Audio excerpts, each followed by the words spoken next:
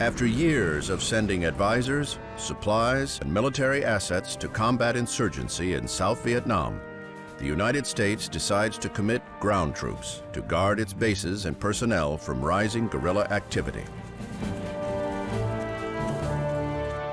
In March of 1965, the 9th Marine Expeditionary Force comes ashore at Danang to provide protection to the airfield and vital port. Greeted with enthusiasm by the local population, the Marines hope their presence will deter Viet Cong activity in the vicinity of Danang. But this is not to be. As guerrilla activity intensifies, American military personnel become favored targets. Within a month, President Johnson authorizes the Marines to begin offensive combat operations around Danang. At first, these operations are small in scale, aimed at locating the Viet Cong and preempting their attacks. Most engagements are intense, but over quickly, as the Viet Cong disperse before the superior firepower of American forces. These actions result in much higher casualties for the Viet Cong than for the Americans they attack, prompting many observers to suggest that the conflict in Vietnam will be a very short one.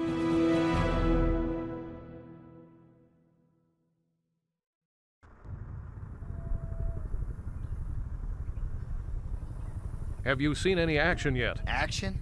Hell, 2 days ago I got my ass bitten off by fire ants. Other than that, no. Been working on my suntan. This country is beautiful though, ain't it? It sure is. Okay, Don, I think that's all.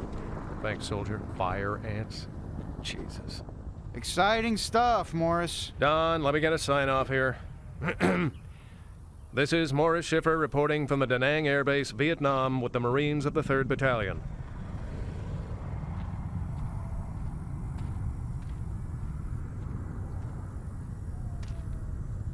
Yo, Chef! Pick up that football. It's under the truck.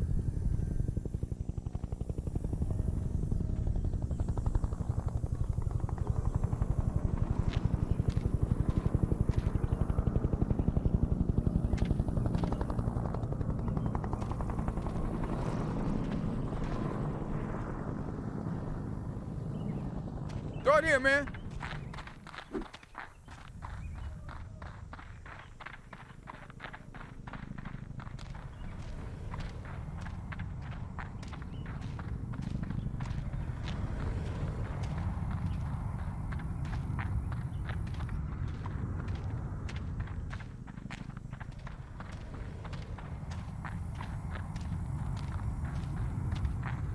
Nice toss. Grease up. Heads up. Hoss! Go along! Shoot, I'm a defensive tackle, man. Keep that thing away from me. Shepard!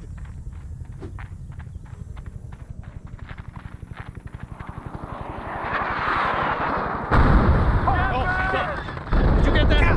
Oh, kill that! Did you see that? Oh, Christ! What the Pull hell in, was men! that? Get your asses in gear!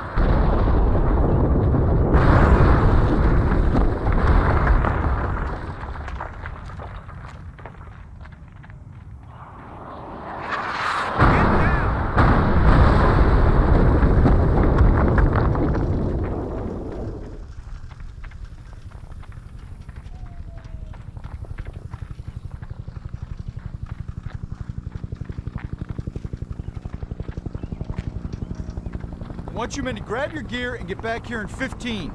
Victor Charlie is launching those rockets from the surrounding hills. I don't expect they'll be around when we get out there, but we'll take a few patrols out there just in case. Dismissed.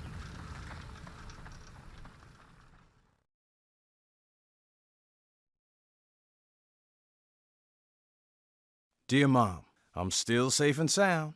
None of us have seen any real action, although the lieutenant says we're due to head out on patrol sometime soon. Spend most of our time drilling or just throwing the football around. Reminds me of two-a-day football practices back in high school. Us black Marines mostly stick to ourselves and don't get bothered much.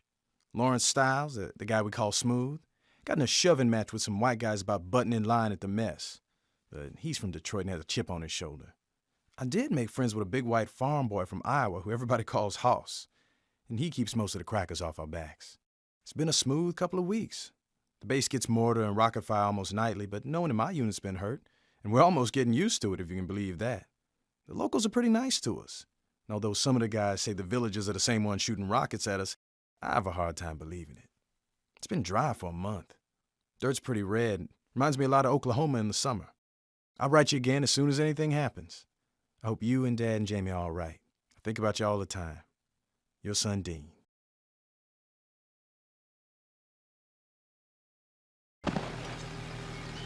Hoss, you must have someone off. Either that, or you're dumber than I thought. Well, how you figure? White boy like yourself getting stuck going out in the bush with a bunch of Ain't you heard, Smooth?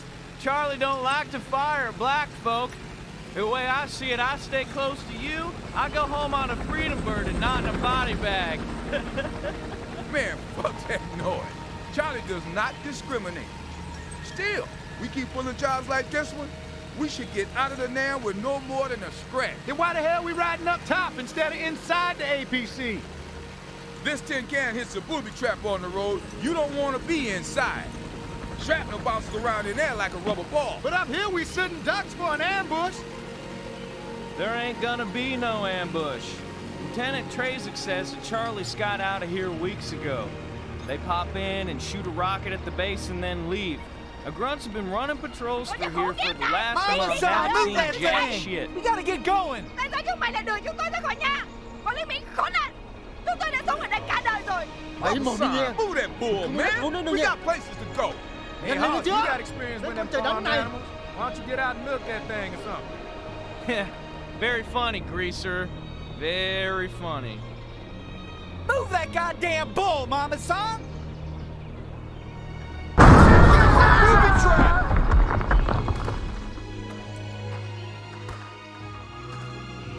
Get some cover on this side of the APCs. Watch for sniper fire. I'm looking.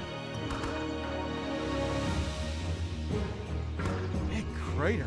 Sucker was probably a 400-pounder. Good Christ. Should we call for a medevac? For that red spot over there? Shit, man, anybody got an E-tool? Show some fucking respect, asshole. That could be any one of us over there. Sorry, sir. You see anything, Tony? Negative. Wait, hold on a second. Snipers along the tree line! Contact. It's on the tree line. This is what they pay us for, Marines. Move up to cover, come on. I can't believe this, man. Contact! Shit!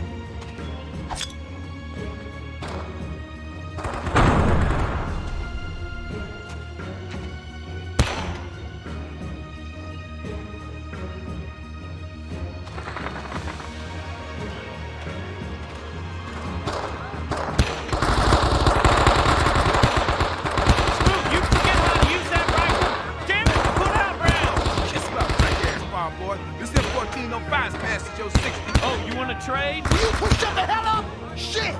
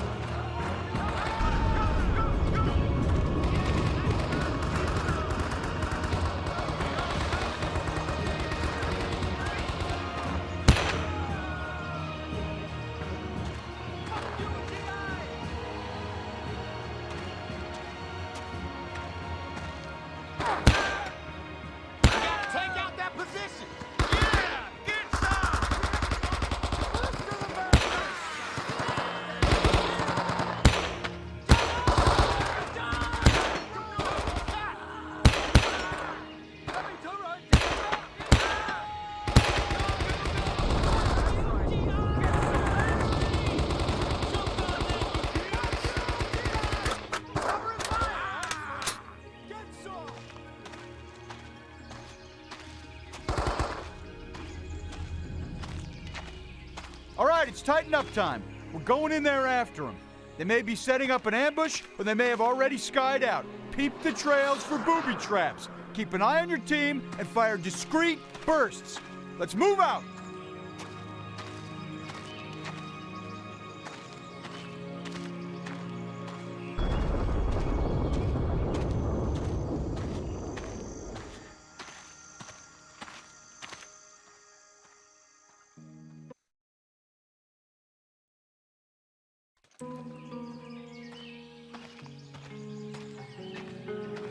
they hit us, it'll be most Ricky Tick. Keep your eyes open.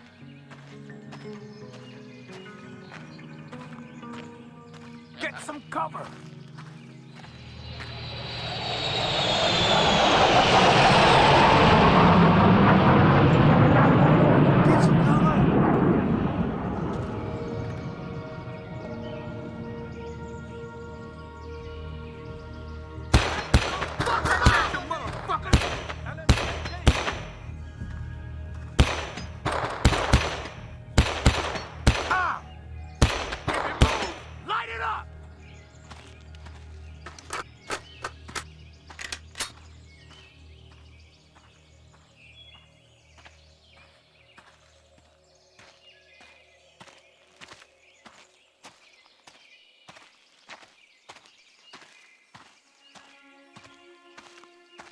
Another trap! Watch your asses!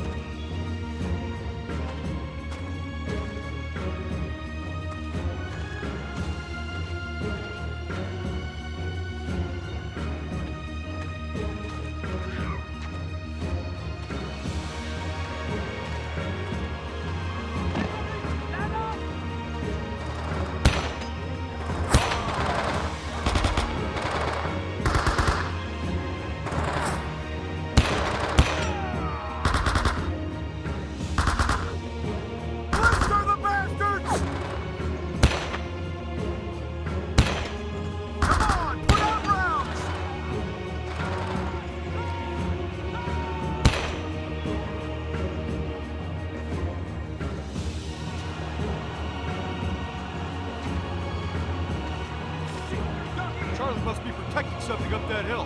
Looks like we might have hit pay dirt today. Let's take out those spider holes.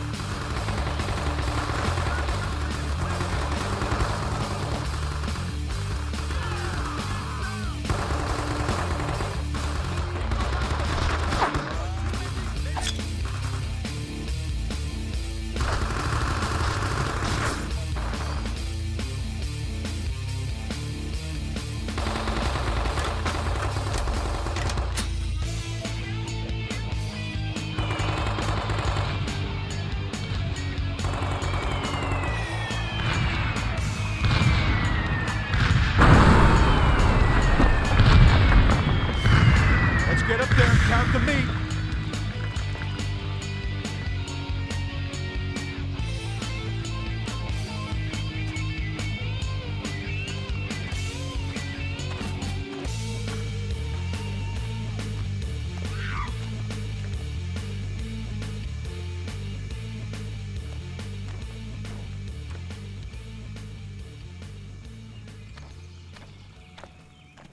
God damn, look at that. They must have been using that dirt ramp to launch rockets at the base.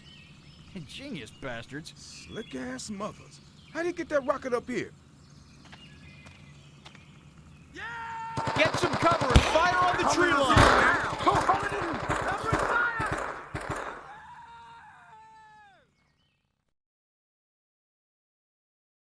Dear Mr. and Mrs. Roland Shepard, this is one of the most difficult letters I have been required to write.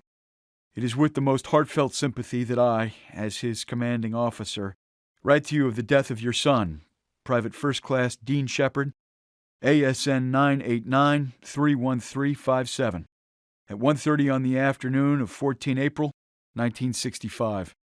Dean was killed in action by enemy fire while in the performance of his duty. While on patrol to locate rocket sites west of Danang, his unit was ambushed by snipers. In the ensuing firefight, Dean was struck by multiple enemy rounds and died before he could receive medical attention. The loss of your son, who was affectionately known by everyone in the company as the Shepherd, is felt by every member of this command. He was a fine soldier and a natural leader, and he always put his comrades ahead of himself.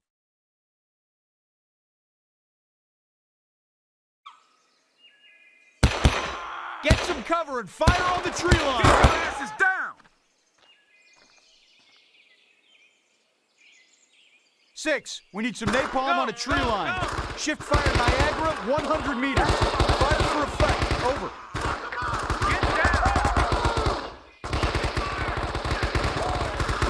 We got a fast mover on deck with some napalm. Lay chilly and watch your flanks.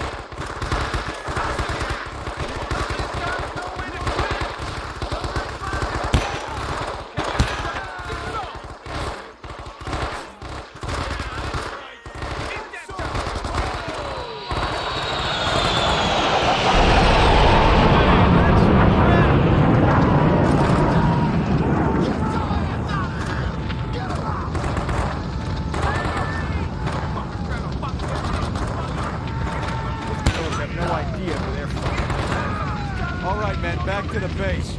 This fighting should be wrapped up by Christmas.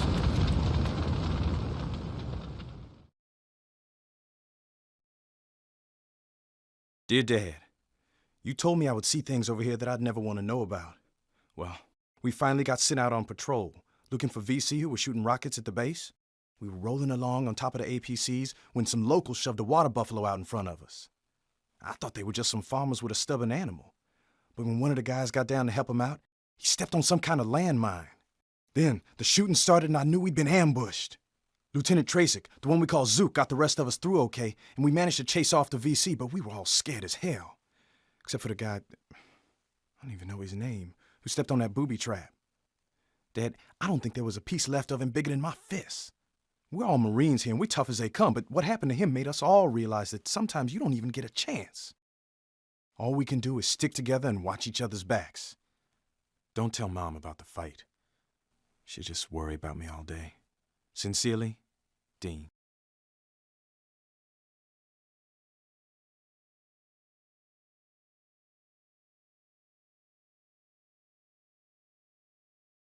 Dear Mom and Dad, sorry I haven't written in a while, but things are a little hectic over here. The local guerrillas have been attacking more frequently. They haven't been doing a lot of damage, but they do keep everyone on edge. Fortunately, we think we know where they're staging from. There's a small village to the southwest of Danang that seems to be the focus of their activity. We're heading out to search the hamlet and drive out any Viet Cong we find. It shouldn't be too dangerous. We'll be riding in armored personnel carriers, And the VC usually just run when they show up. Zook will be leading us out again. We're also taking along the reporter, Morris Schiffer, from the network news. I don't think they'd let him come if it was going to be really dangerous. Hey, maybe you'll see me on TV. Oh, forgot to tell you guys something last letter. Pat Hodges from Tulsa will be joining the squad in a few weeks. He was our fullback on the football team. The Marines are actually teaching him Vietnamese. Can you believe that? Anyway, don't worry too much about me and tell Jamie to stay out of trouble. Love, Dean.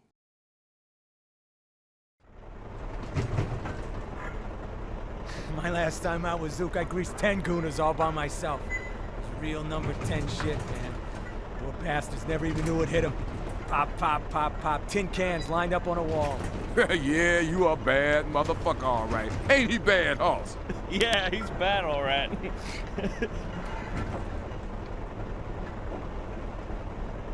Wonder if this tin can's gonna get us close to the Ville.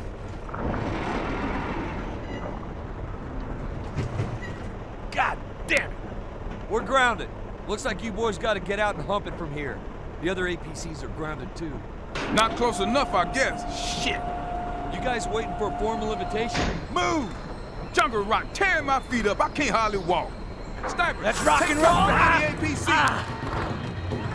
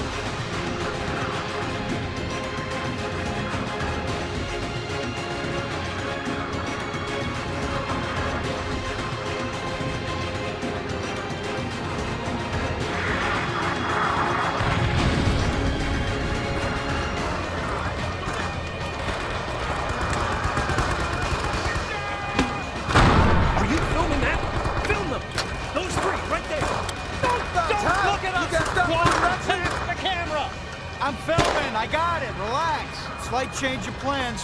Without the APCs, we don't have a direct route through the jungle. We're gonna have to take a slight detour to get to the Ville.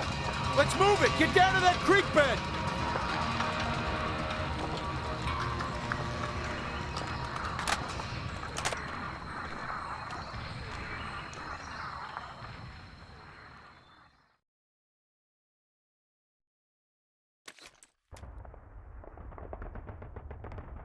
All right, I want you three to take point. Move down this creek bed a few clicks. There should be a path somewhere along the creek bed that leads north into the jungle. We'll bring up the rear. Hey, wait a minute. We're going with the on-point squad. Someone give you a field promotion? I'm in charge here. Your ass is staying with me. I was given specific orders to babysit both your butts. Yeah, you guys make sure you get some good footage, you hear? Hey, can it, asshole? Hey, Hoss, I bet you're used to stomping around waist deep in shit, ain't you? Probably reminds your ass of home, don't it?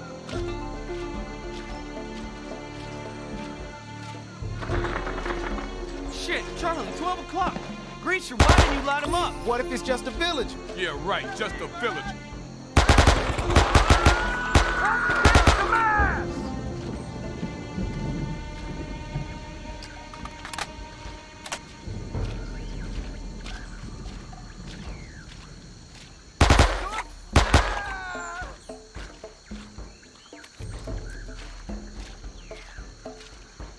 Hey, Greaser, these here folks just villagers? Left flank!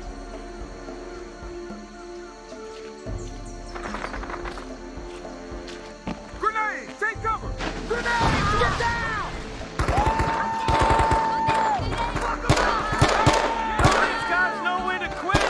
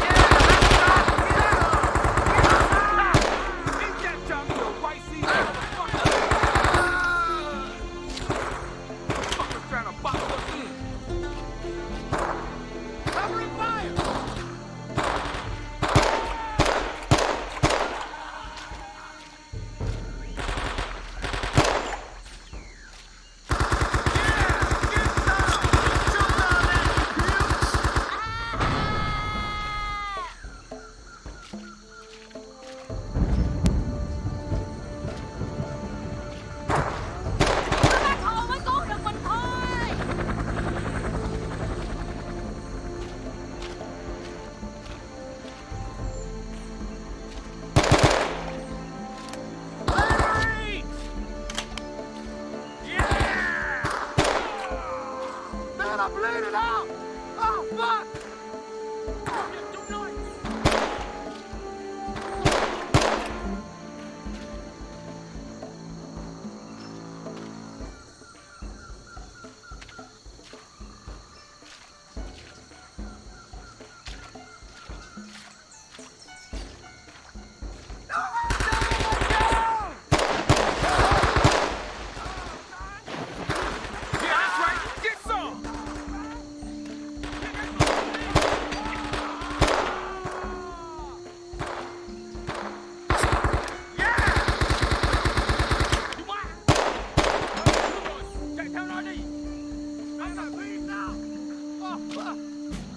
There's the lieutenant and the film crew! Looks like they're pinned down. Let's move it.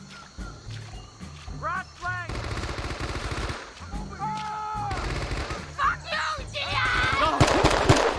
Please, just let me live. Get some of that hot! Oh my God! Oh my God!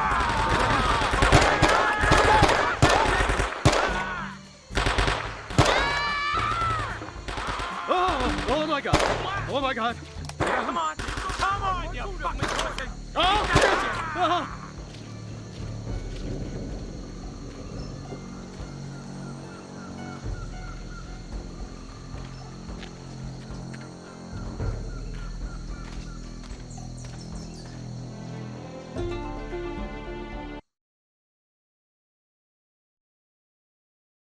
This is the Ville. It doesn't take a friggin' Einstein to figure out that this place is probably hostile. Flush and frag, ladies. I want every hooch searched and cleared. Watch your fire around the villagers. Move out.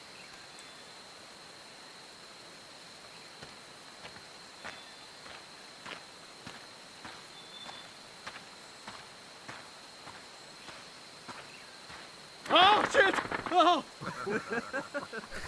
Looks like Walter Cronkite just shit himself. Hey, I hope you got that on film.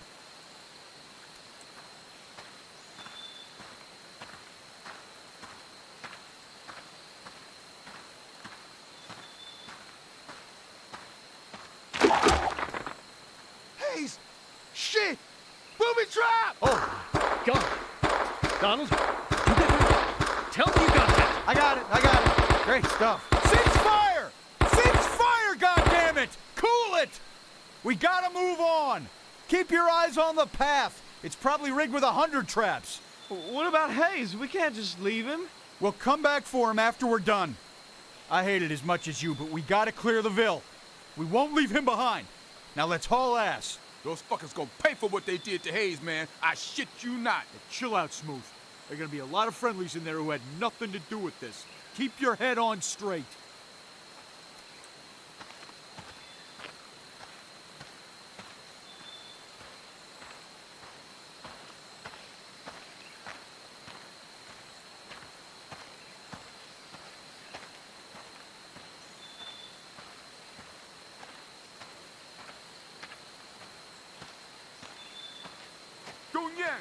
Just stay put, Papa San. We're not VC. GI number one. Dong Yen! Do Yan! Just stay put, Papa San. Keep your hands right GI number one, casino. please. Do not kill us, please. Hold your fire. It's just a mama san. She's a friendly. Stand down. Horse shit, man. This place is Charlieville. Hey, cool it. You start blasting every villager, you wind up creating a lot more VC. Nam Sung, don't lie. Don't lie. Motherfucker! That's what he's talking about. Get down!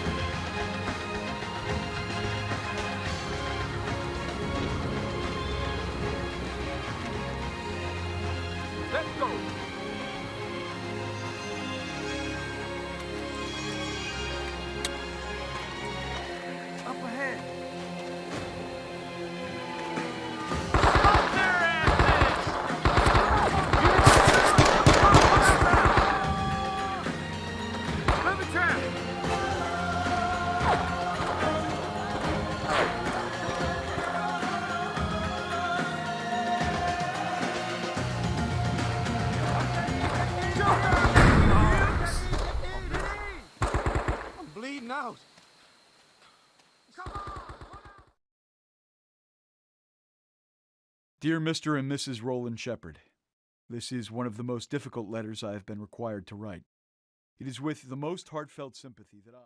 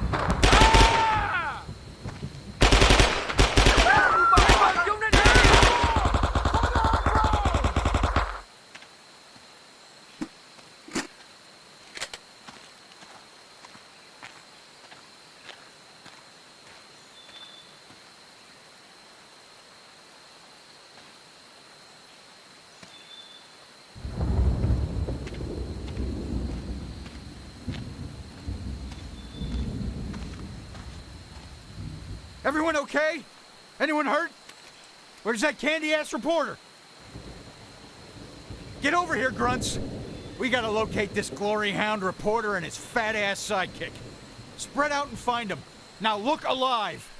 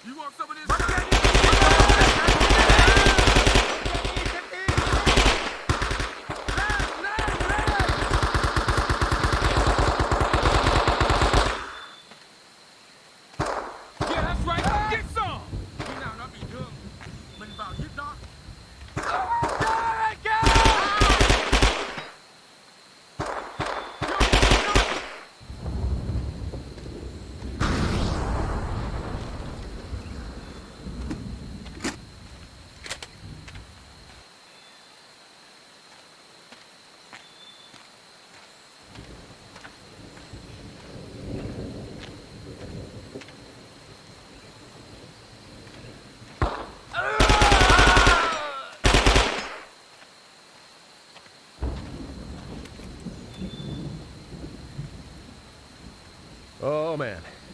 I thought that was it for me. Good work, Don. We got some, really good footage from over there. You men, you should be proud. Mm-hmm. America's just gonna love the footage of you shitting your pants. In color.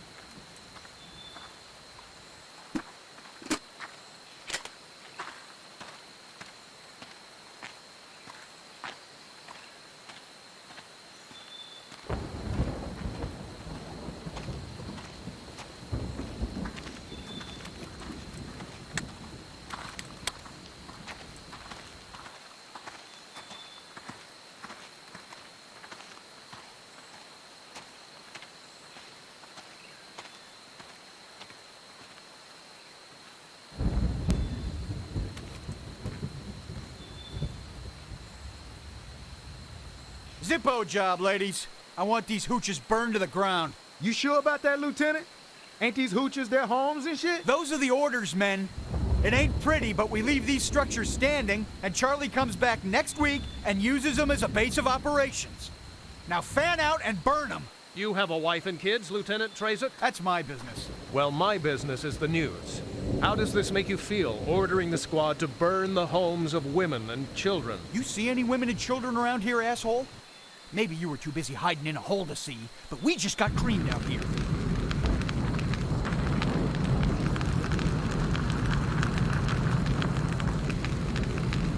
Okay, we got an LZ a few clicks from here. First, we'll have to collect our KIAs. Shepard, take his raggedy ass to the LZ. You two, go with him. Clear it and radio for a slick.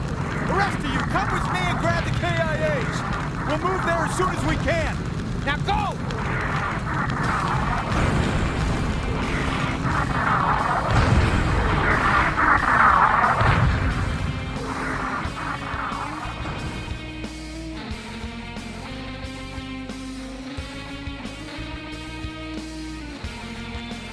fat ass if you're having trouble carrying that camera. You might go leave it behind. Don't even think about it, Don. I'm sure these Marines would love that footage to get lost in the jungle.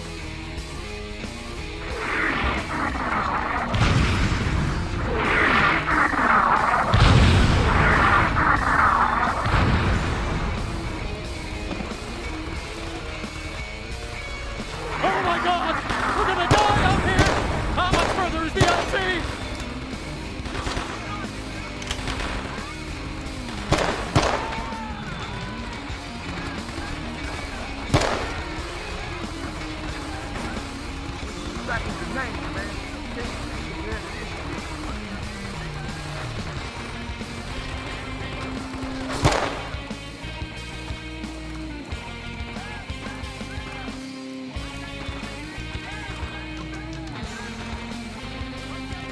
Sure.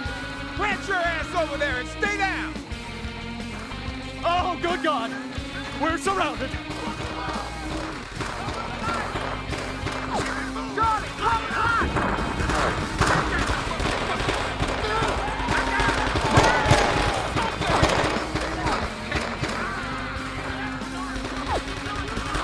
Grenade! Get down!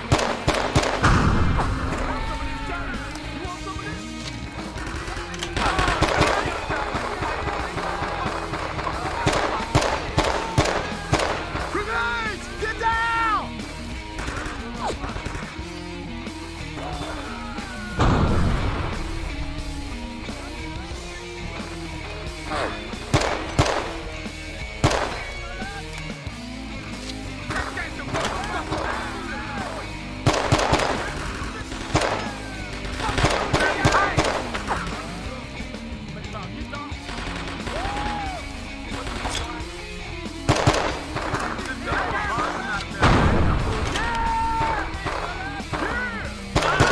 Get down!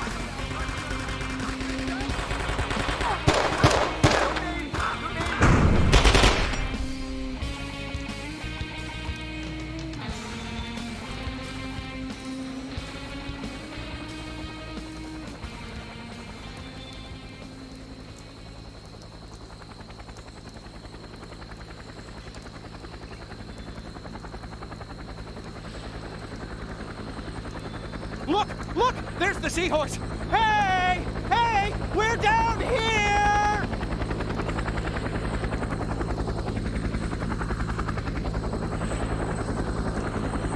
Oh, thank God. Donald, make sure you film me as I'm running toward the helicopter, okay? It'll be a great way of ending the piece. MOS, whatever, I don't care. Just get the visual. All right, rolling. Let's go! Is that guy for real?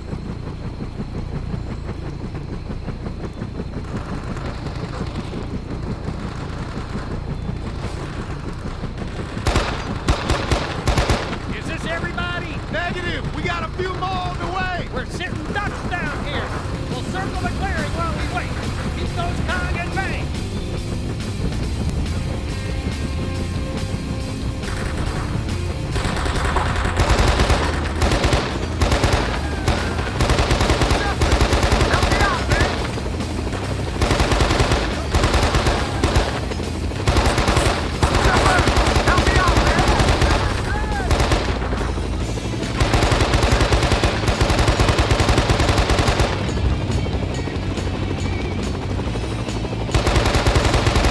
Can't take them anymore. You guys want to fly out of here? Clear out those hots.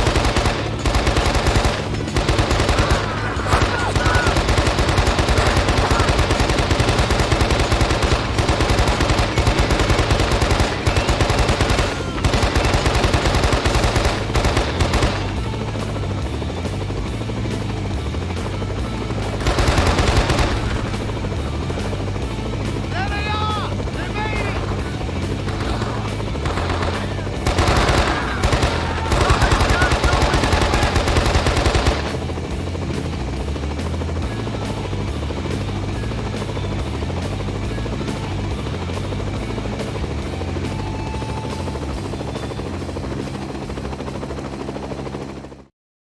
Here we see a group of U.S. Marines on patrol. one of their squad mates was cut down by a booby trap set by Vietnamese women trying to defend their homes against the unprovoked and unwelcome U.S. presence. Your all-American boys decided to exact revenge for their loss.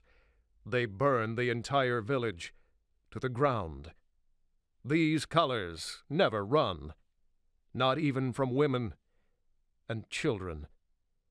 Morris Schiffer, KBN News.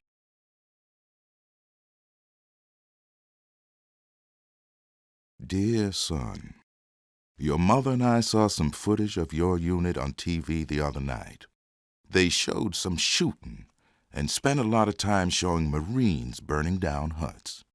Your mother said it reminded her of the stories your grandma told her about Tulsa in the 20s, when they burned down the black neighborhoods here. That newsman sure didn't think too highly of what was going on either.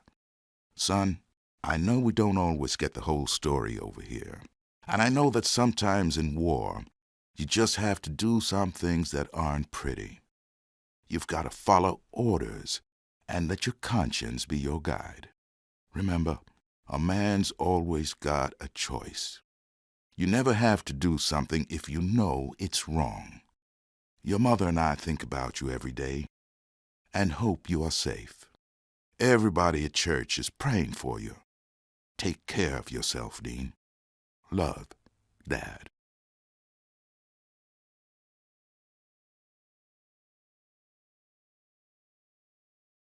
Memorandum for 3-3 Marine Special Detachment. Subject: Mission Briefing for Night Trip 1. This memo summarizes the mission briefing for Operation Night Trip, an intelligence gathering exercise conducted by the 3-3 Marines on behalf of Army Special Forces. Army intelligence has gained information on increased Viet Cong guerrilla activity between Danang and Chu Lai. Indications are that main force guerrillas are massing in preparation for an attack. This information has been passed on to the 3 Marines Amphibious Force Headquarters, who have agreed to cooperate in the following mission. A small force of Marines familiar with the area will be inserted by watercraft up the Song Thu River under cover of darkness.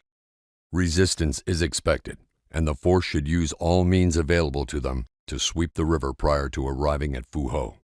The force will disembark near the papaya orchards east of Phu Ho. They will infiltrate the hamlet.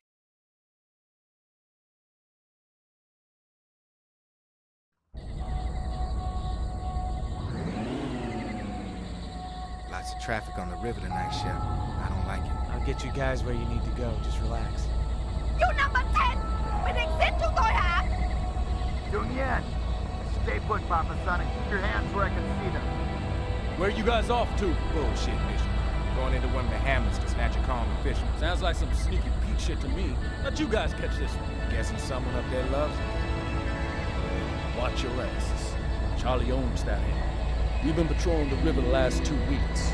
You should be safe up to the bridge, but after that, you're in Indian country. What's in there? Let me see your hands!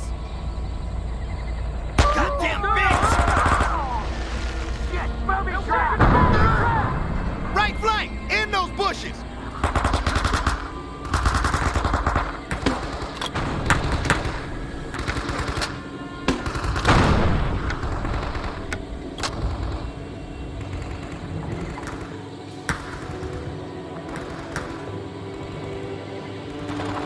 Up ahead! There's no way we're trolling through that! Shepard, waste those muffins!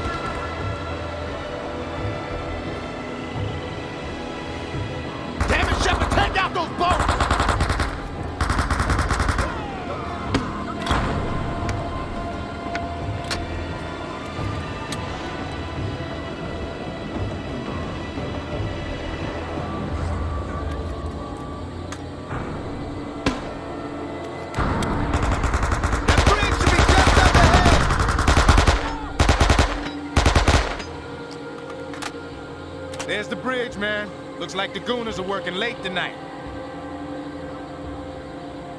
All right, this is your stop. Once you snatch the BC commander, get back to the docks at the edge of the bill. I'll pick you up there. Waste them, Shepard! Right. Shit! They got a gun up by the bridge!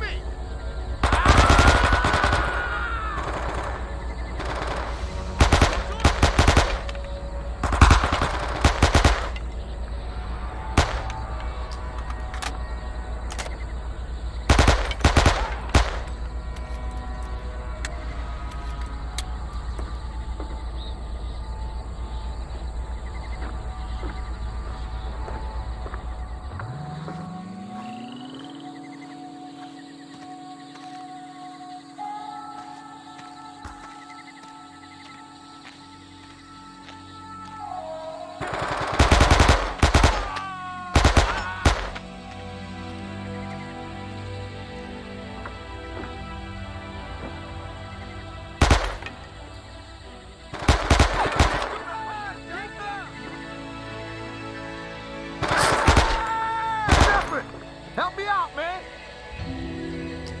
Shepard! Help me out, man!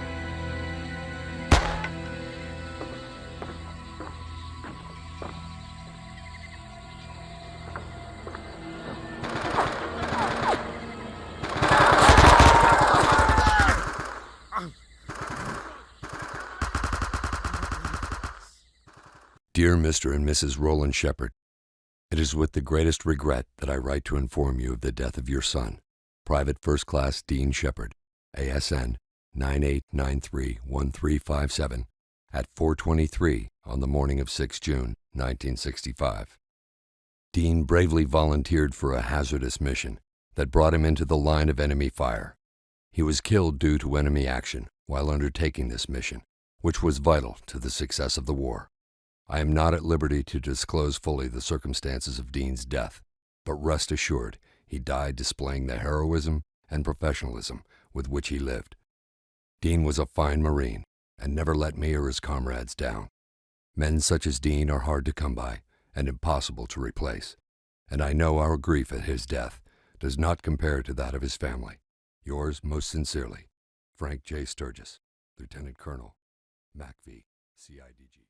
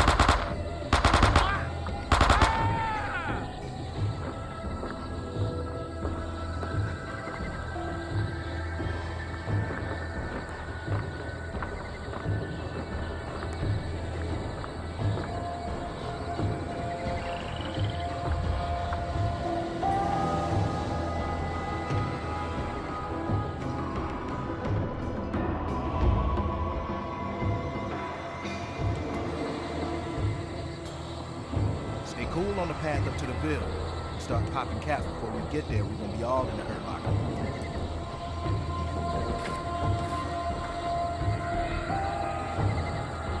Không có dấu hiệu gì ở ngoài bến cả. Ở đây không có gì.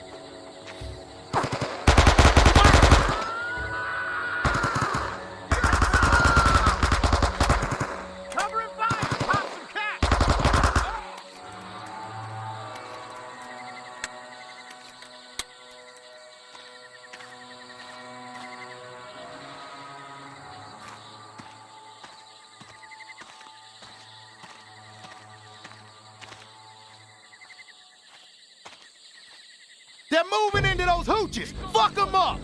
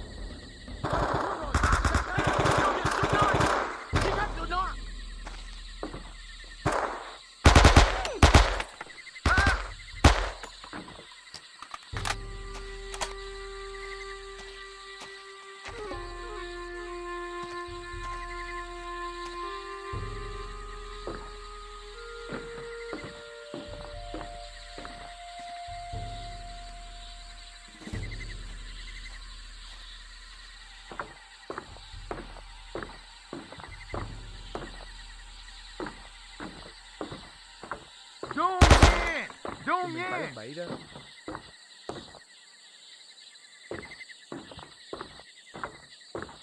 Flee Flea, don't kill me! Flea, I beg you! No, I'm swung, motherfucker! Shepard, pick his ass up and let's get to the docks. Those boats won't be waiting long.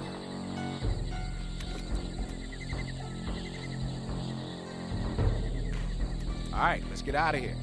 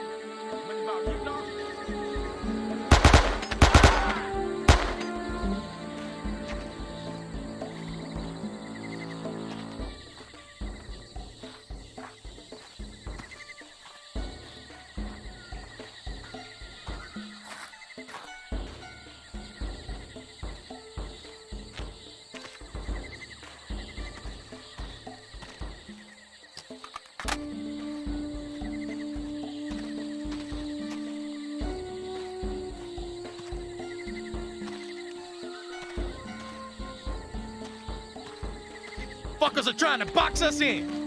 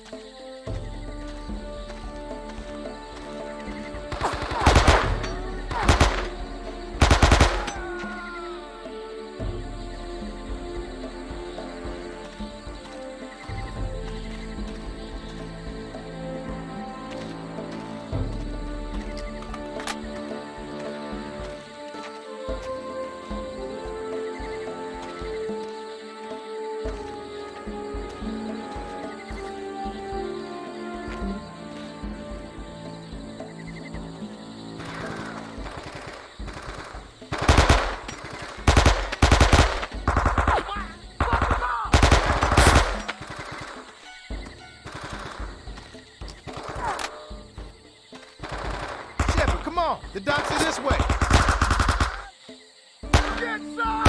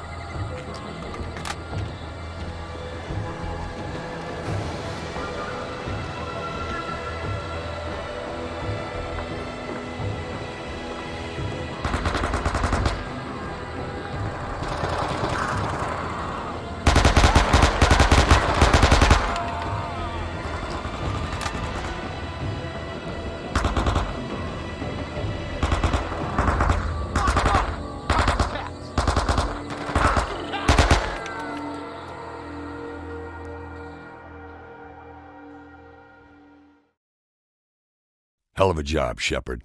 Tron hasn't talked yet, but he will.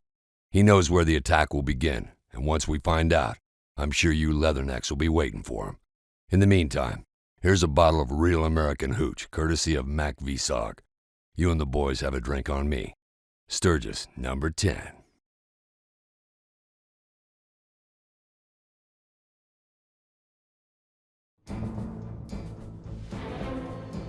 After enduring 5 months of increasingly aggressive Viet Cong activity in the area of the American air bases at Danang and Chu Lai, the Marines are on the lookout for a decisive, set-piece battle that will crush the guerrillas. When intelligence gathered from Viet Cong deserters reveals that communist forces are massing for an early autumn attack on Chu Lai, the stage is set for the first major combat operation of the Vietnam War. Codenamed Operation Starlight, this preemptive strike on the massing Viet Cong consists of a two-pronged attack, with Marine landing craft hitting the beaches south of Chu Lai and helicopters assaulting the hill overlooking the link-up point near the hamlet of An Quang. The Viet Cong resistance is fierce, and the high-spirited but inexperienced Marines rely on naval gunfire, air support, and artillery to help them extricate the tenacious VC from their hillside bunkers.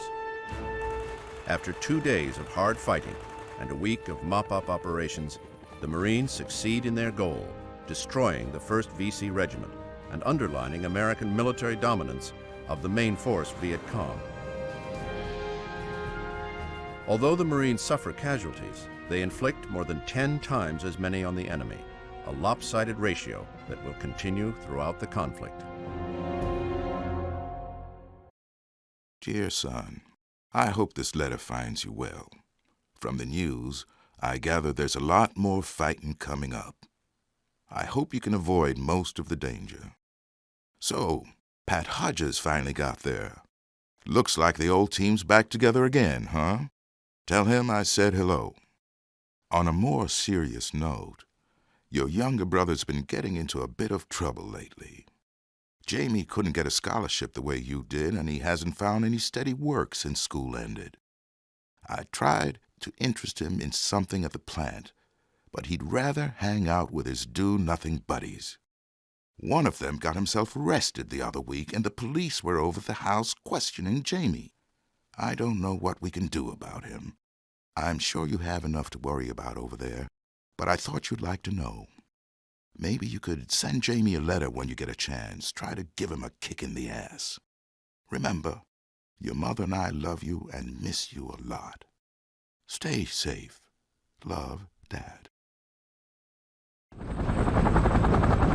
All right, we're touching down on the beach. You bootlegs must clear the beach before we can drop off the rest of our men. Those marsh monkeys are dug in, so expect some serious heat. Looks like our ass is gonna be in the hurt locker today. Dig that, some number 10,000 shit. Boss, you okay? Just praying. You ever do that, Hodges?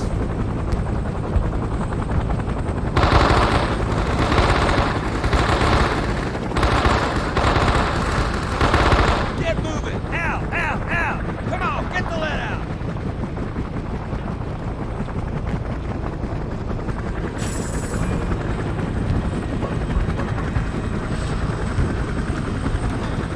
Six, this is Red Dog 4.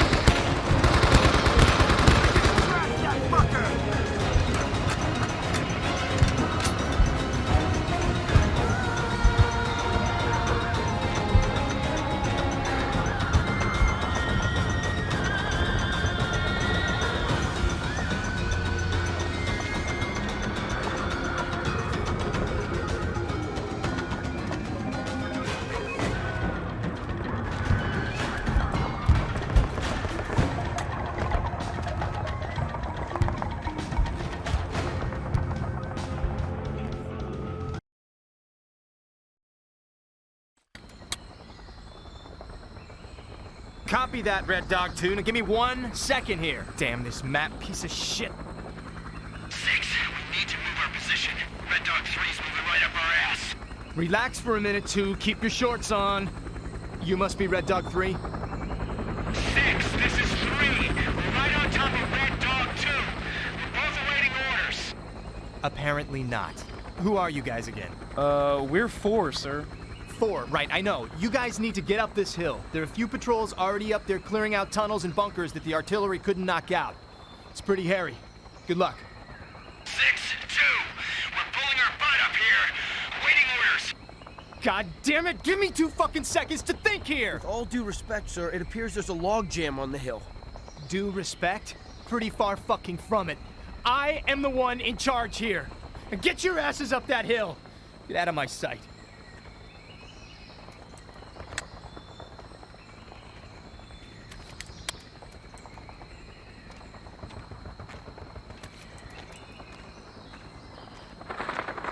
That's our 6 on this mission? We are seriously fucked, my brothers. You think they'd park his butt behind a desk somewhere?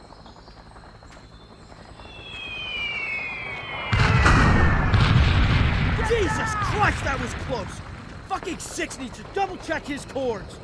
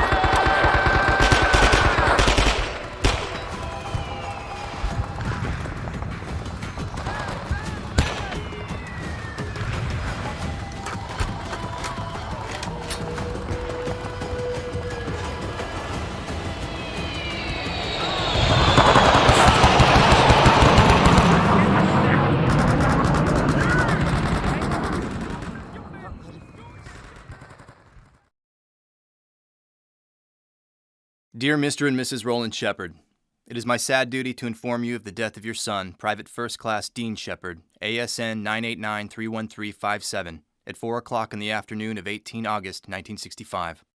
Dean was participating in a major combat action south of Danang to preempt a communist attack on the airbase at Chu Lai.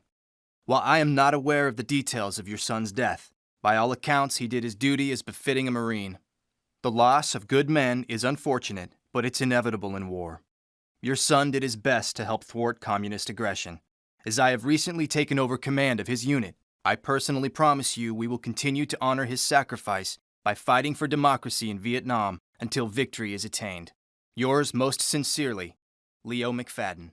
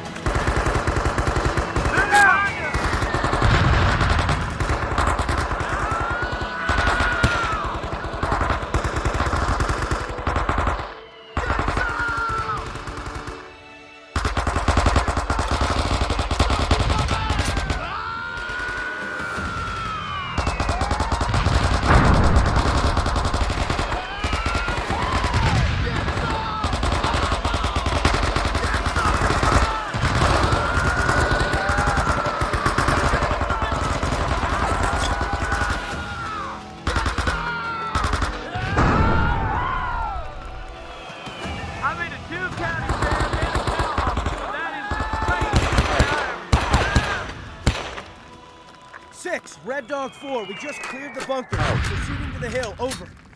Let's get out of here. One last hill, we're done for the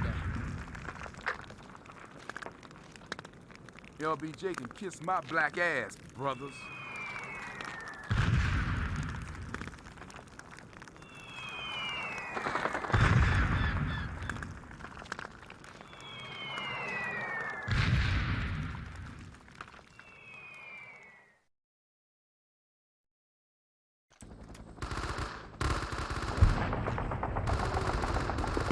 You ladies got here just in time.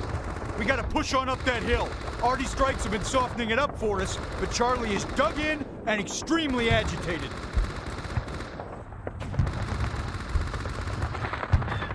Covering fire!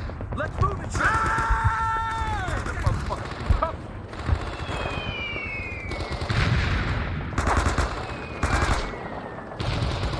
What's the situation? Situation sucks, sir! Charlie's controlling the hillside. None of the Arty is uprooted him. Most of it's falling short right on top of us. It's a clusterfuck, sir. Tried to call off the strikes, but there seems to be some confusion. That dipshit McFadden would have trouble ordering dinner. That doesn't change the fact that we gotta get up this hill. Hodges, get on the horn and tell that son of a bitch to cancel the Arty. We'll follow with some fresh cords if we need to. But for now, cancel that shit! Yes, sir. 6, this is Red Dog 4. We are pushing on to the top of the hill. Cancel the Artie. Over. Now let's get up this goddamn hill! We gotta pull back! Negative! It's falling behind us too! Safest place is on top of the hill! Let's move!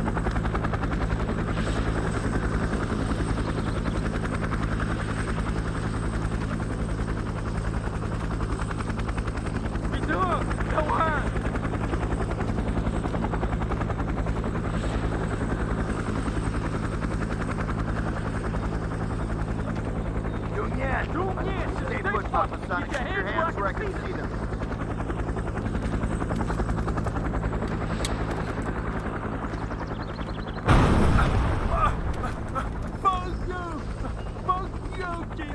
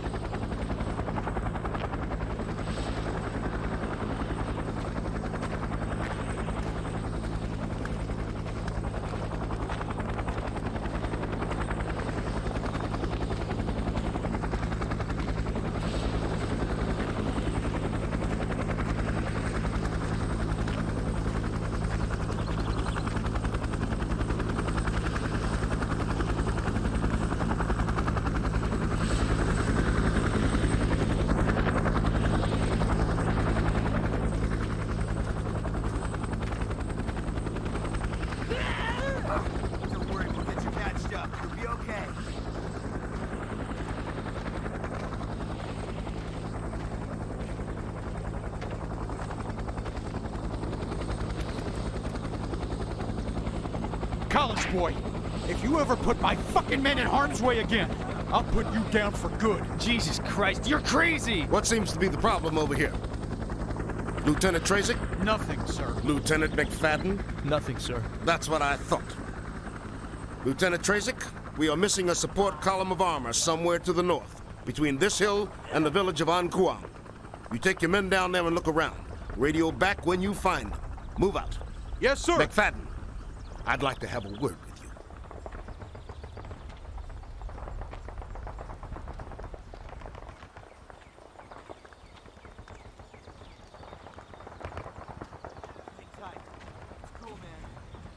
Move it, move it, move it!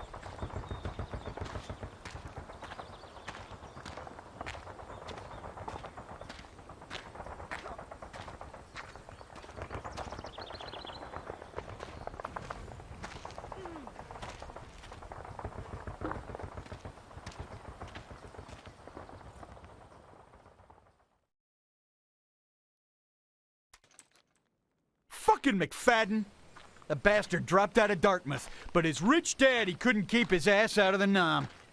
Son bitch probably racked up more friendly kills than we got VC. I shit you not!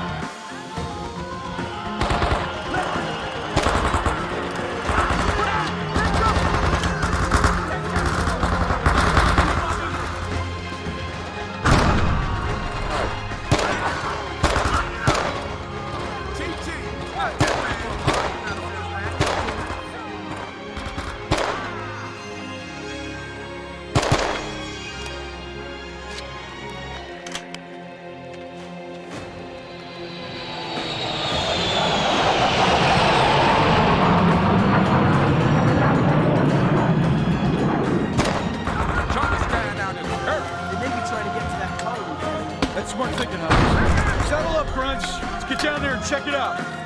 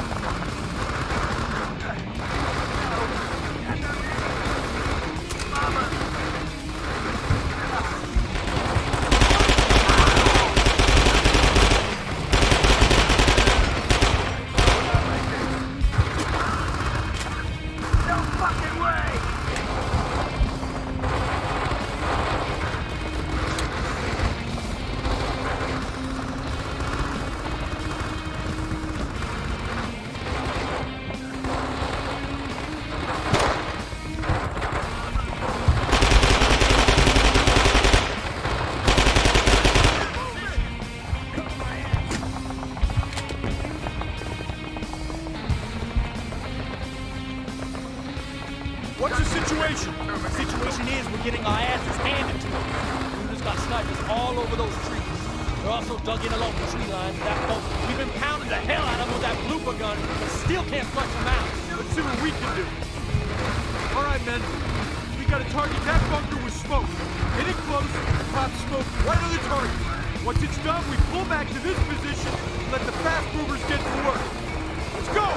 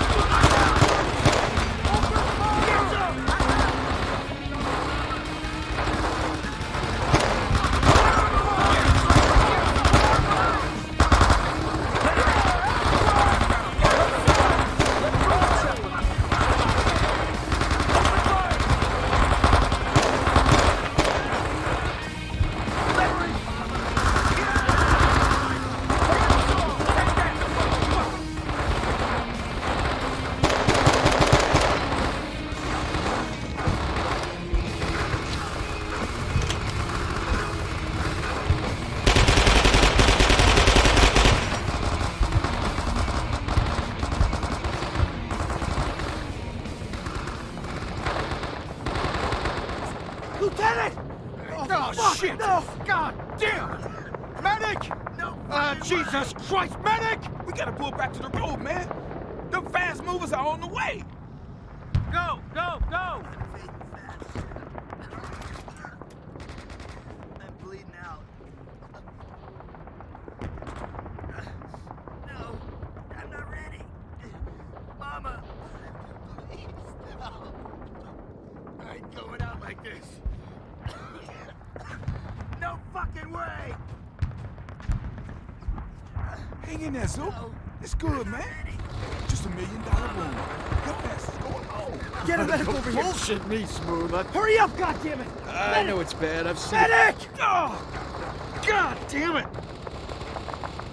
I'm fading. Oh, shit! I can't believe this. Shepard, here's a letter in my pocket. Take it. I don't want the blood to... Give it to my girl. We done good today, man. We done good. It's gone.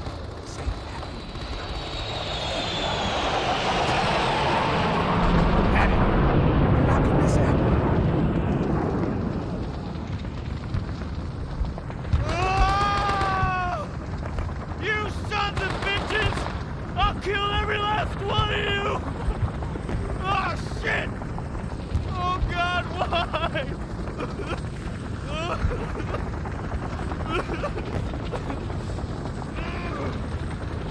Hey! He's gone. But we're alive. Everyone here is alive.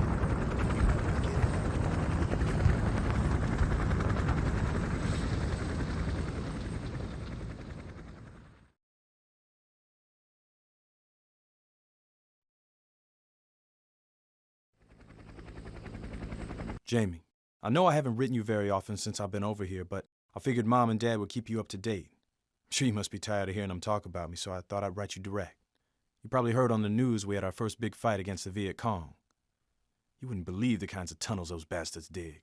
We had to fight our way up a hill that was crawling with them. We lit up the entire hill with artillery, but we still had to fight for every inch of it. We were all scared as hell, but most everyone I know got through it, except our lieutenant, Zook. He took it in the chest and died right there. Jamie, I can't explain to you how hard it is to see a close friend die in front of your eyes. Zook was always watching out for us and treated us all like Marines, no matter what our color.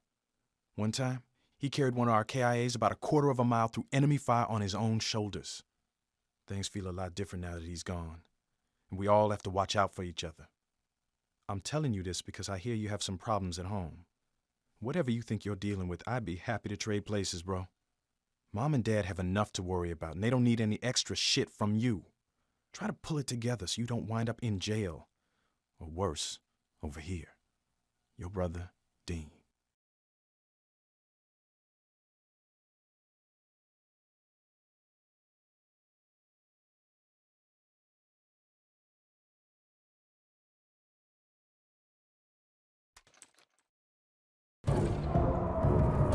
As the war in Vietnam progresses through 1966 and into '67, the Viet Cong developed new tactics to blunt the material advantages of the United States. The Americans' use of the helicopter allow U.S. units to patrol vast swaths of countryside and respond quickly to enemy activity. In turn, VC units mount sudden attacks and ambushes on vulnerable American units, then melt into the jungle when help is on the way. Bases along the Ho Chi Minh Trail in neighboring Laos and Cambodia allow the Viet Cong to retreat in the face of superior forces, where the Americans are forbidden to follow. American forces operate closely alongside the Army of the Republic of Vietnam to locate and destroy Viet Cong bases and supply caches, and to wrest control of the countryside from communist insurgents. Americans serve as advisors and aides to ARVN troops, especially in the hotly contested areas north of Saigon, known as War Zone C and the Iron Triangle. A series of operations with names like Attleboro and Cedar Falls are mounted to sweep this area clean of guerrilla activity. The difficulty of this task is compounded by the ingenious tunnel systems that crisscross this area. Dug by Viet Cong and local conscripts and well camouflaged, these underground structures range from simple spider holes and subterranean caches to elaborate bases with their own hospitals, munitions factories, and printing presses. Deep enough to be invulnerable to all but the largest American bombs, the tunnels allow the guerrillas to find safety and concealment until the Americans pass, then re-emerge with their insurgency capabilities intact.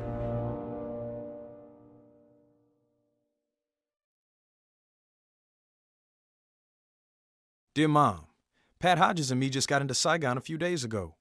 Our friends Hoss, Greaser, and Smooth are getting shipped off to Khe Sanh. Hodges and me got a temporary transfer to work with some South Vietnamese units in the area around the capital. Hodges has become a good translator and is good with the radio. I'm here to show the locals the best way to fight the Cong. Guess all the action we saw around Danang got somebody's attention. The Army has a new way of fighting down here using a lot of helicopters, and I think they want to see how the Marines will adapt to it.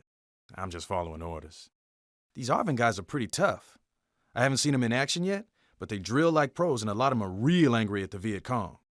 They're a lot shorter than your average Marine, and I don't think they've seen a lot of black folk before, because they seem kind of surprised every time they look at me. I think understanding them might be a bit hard at first, but with Pat's help, I get the hang of it. It was really hard to leave the guys back at Danang, but we'll see them again in about a year. Unless the war is over, and then we'll see them back home. Anyway, that place just doesn't feel right without Zook. I hope Jamie's shaping up a bit. Tell him to write me when he gets a chance. Love, Dean.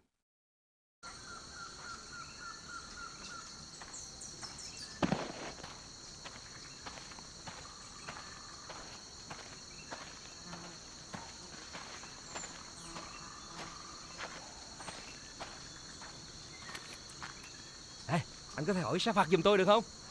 Hỏi cái gì? Tại sao Mỹ đen phải đánh giặc làm chi? Nếu sau khi về tới nước Mỹ cũng không phải là công dân Mỹ.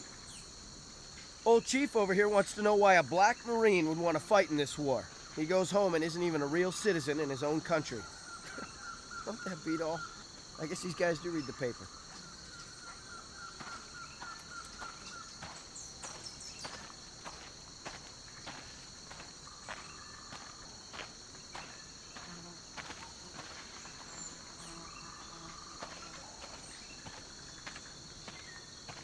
Thân nhiên có bay! Có trình bay!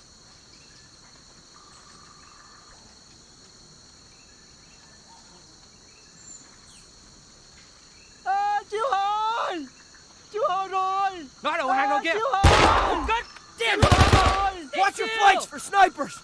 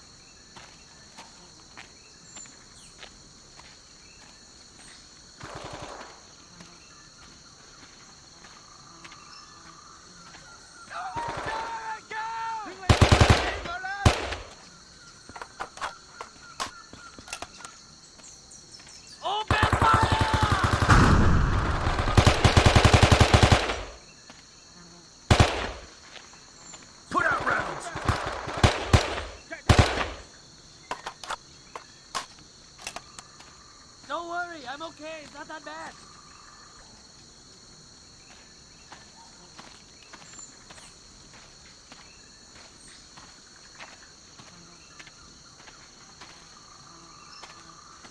We gotta make up some time. We need to beat feet to the ambush site. Let's move out.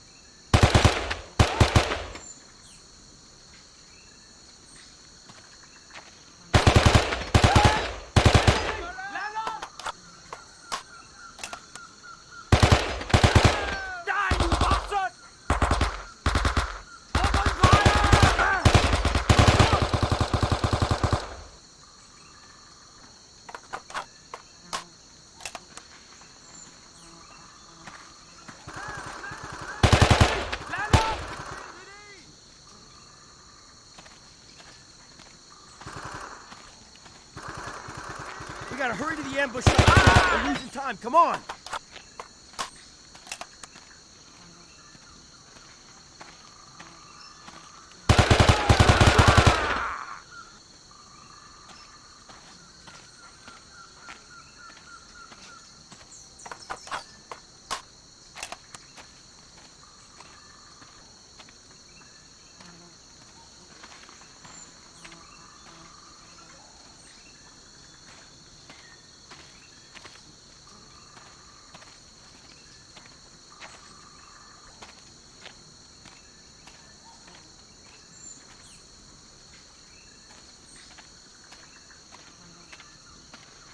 Shep, plant those claymores and let's get to cover.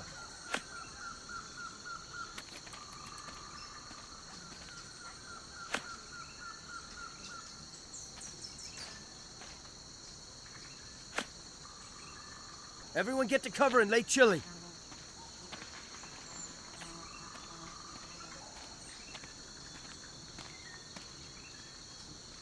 They'll be transporting munitions on the backs of water buffaloes.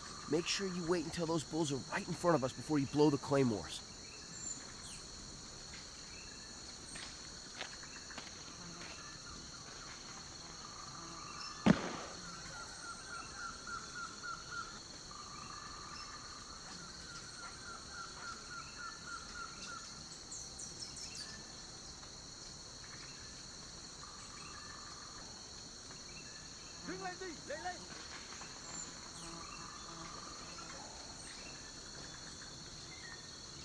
Tôi sắp khuya rồi. Tôi cần ăn một chút. Và nghĩ được một điều. Thôi.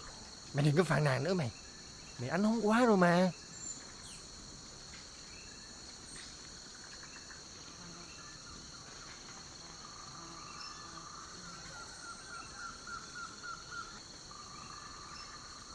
Đứng lên đi, lên lên.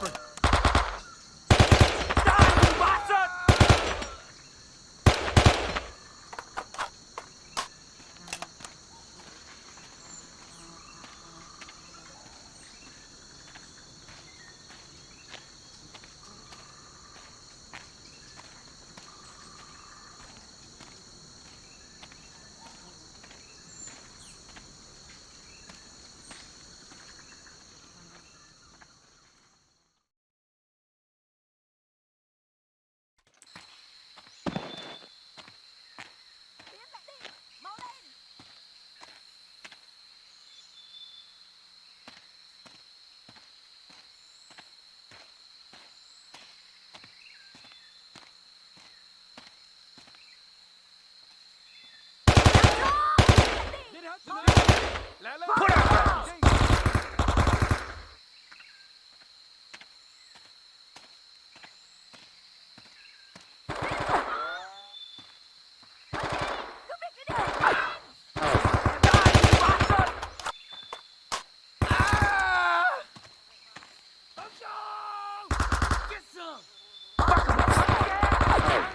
Another trap! Watch where you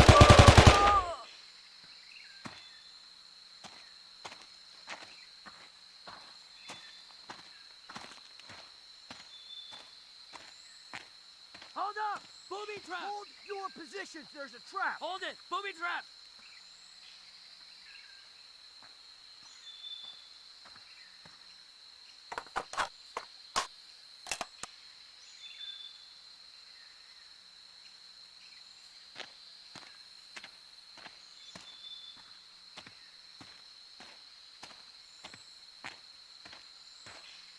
They let me in, my lad!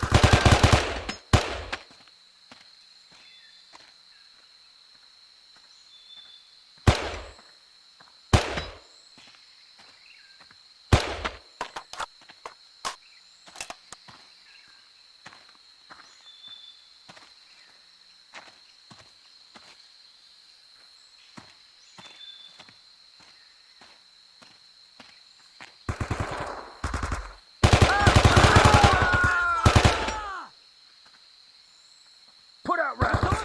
Fuck them up! Don't need! You need! Open fire! Covering fire! Let's move, Shepard!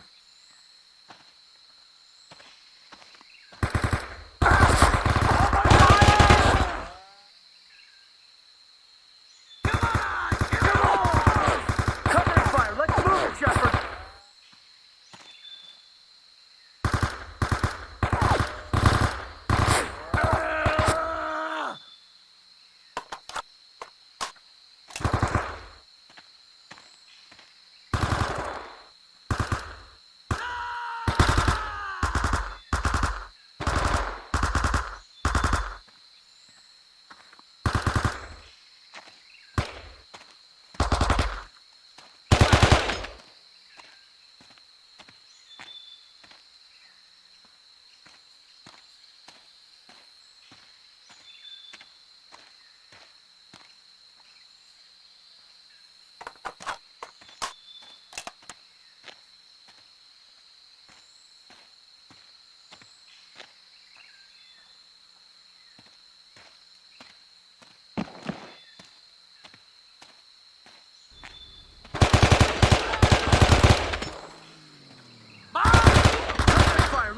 Shepard!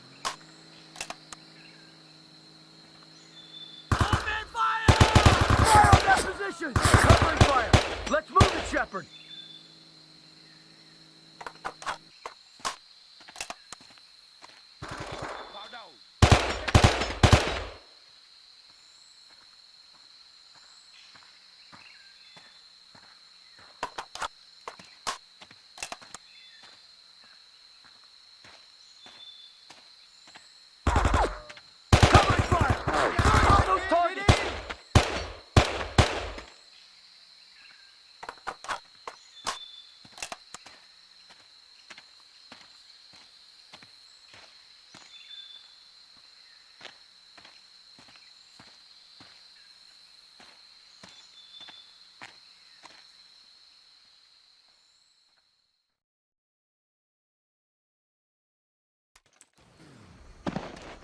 Ambush!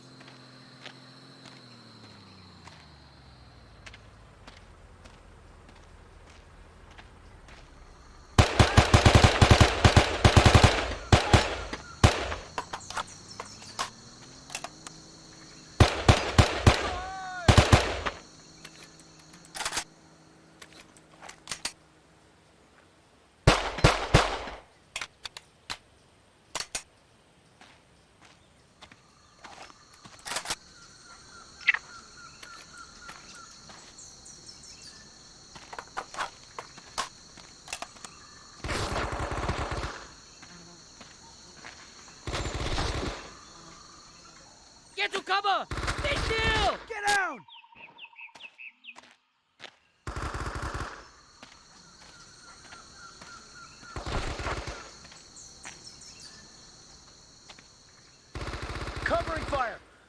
it, Shepard!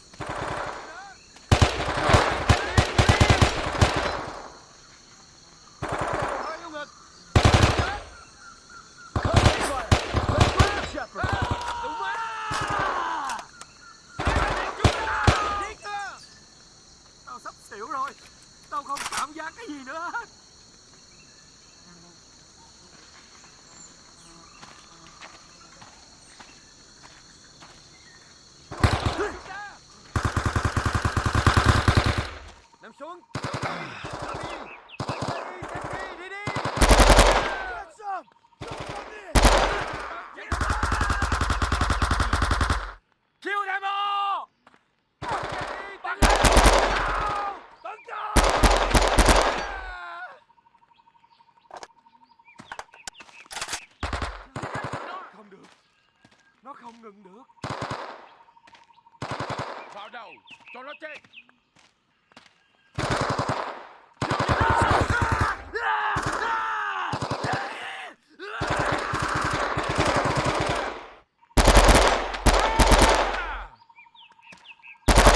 Giải phóng chúng ta. Open fire. Tao không cảm gì nữa.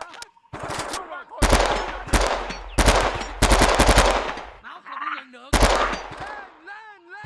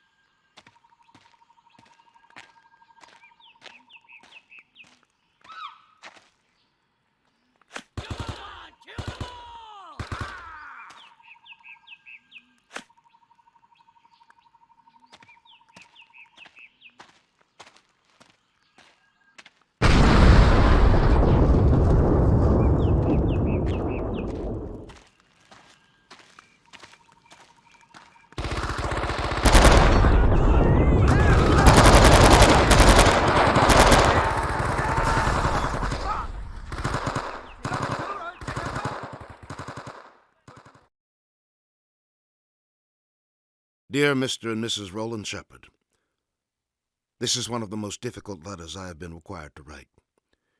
It is with the most heartfelt sympathy that I, as his commanding officer, write to you of the death of your son, Private First Class Dean Shepard, ASN 98931357, at 5:15 on the afternoon of 20 January, 1966.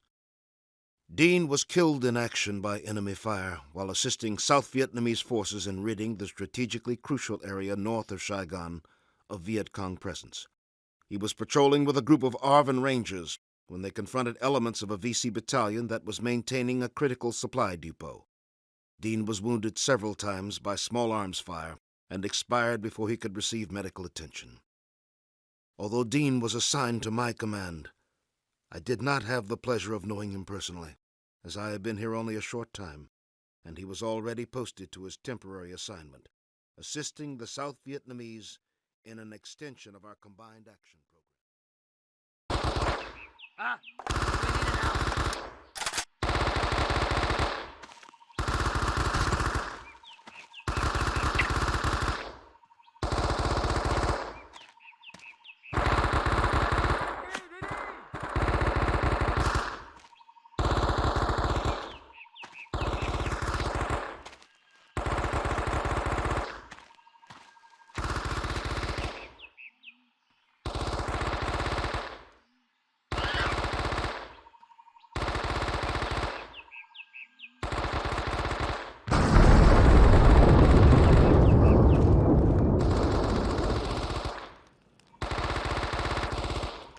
Take out that position!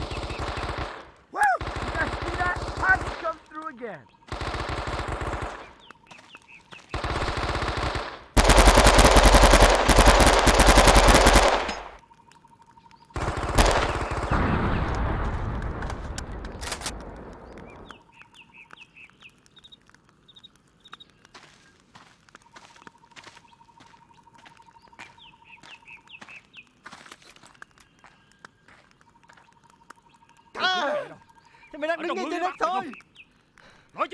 Holy shit. He said there's a large tunnel complex right below us.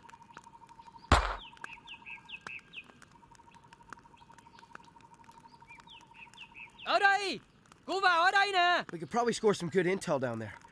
Shep, maybe you should get down there and snoop around. I'll put in a call to the 6 and tell them to have an extraction ready. Không đâu.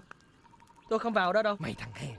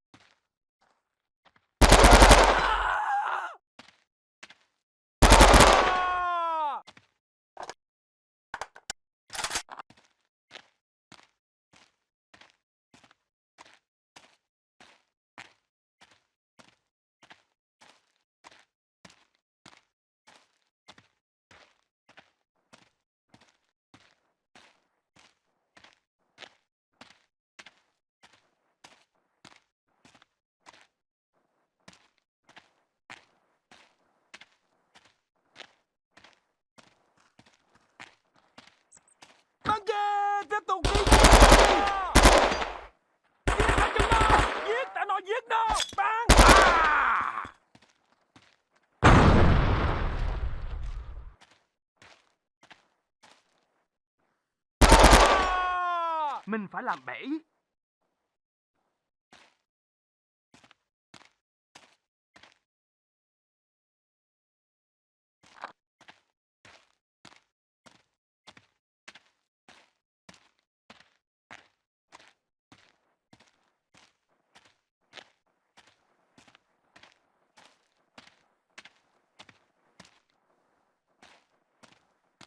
Rút lui, tụi nó kìa, rút lui, rút lui.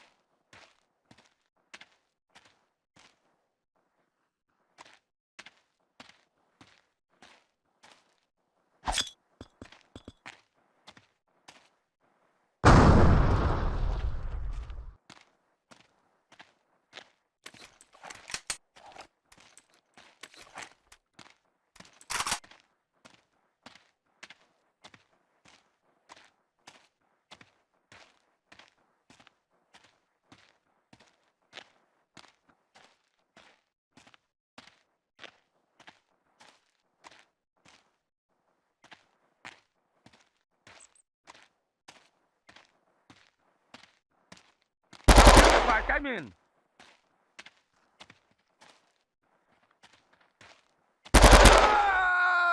Đứng lên, đứng lên.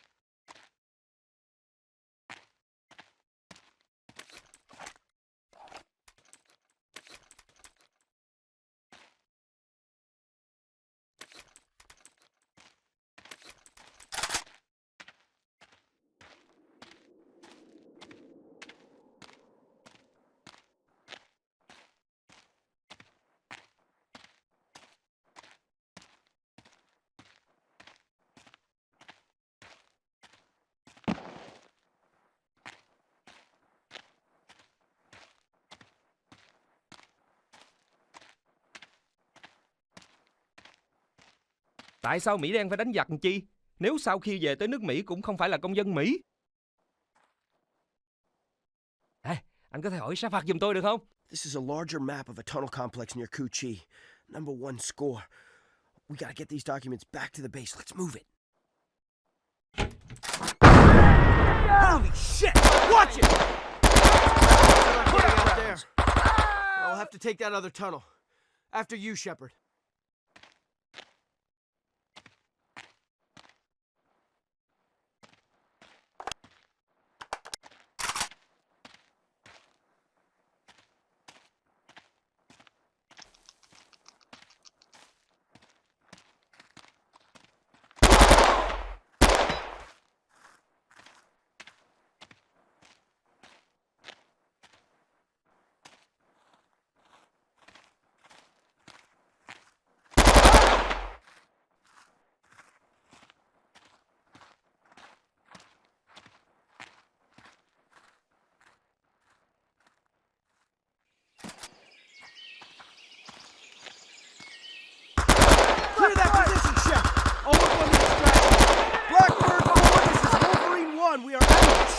point. What?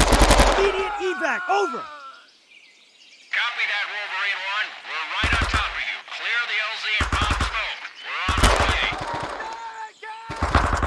Copy. We'll pop red smoke. Now. I'm all over it.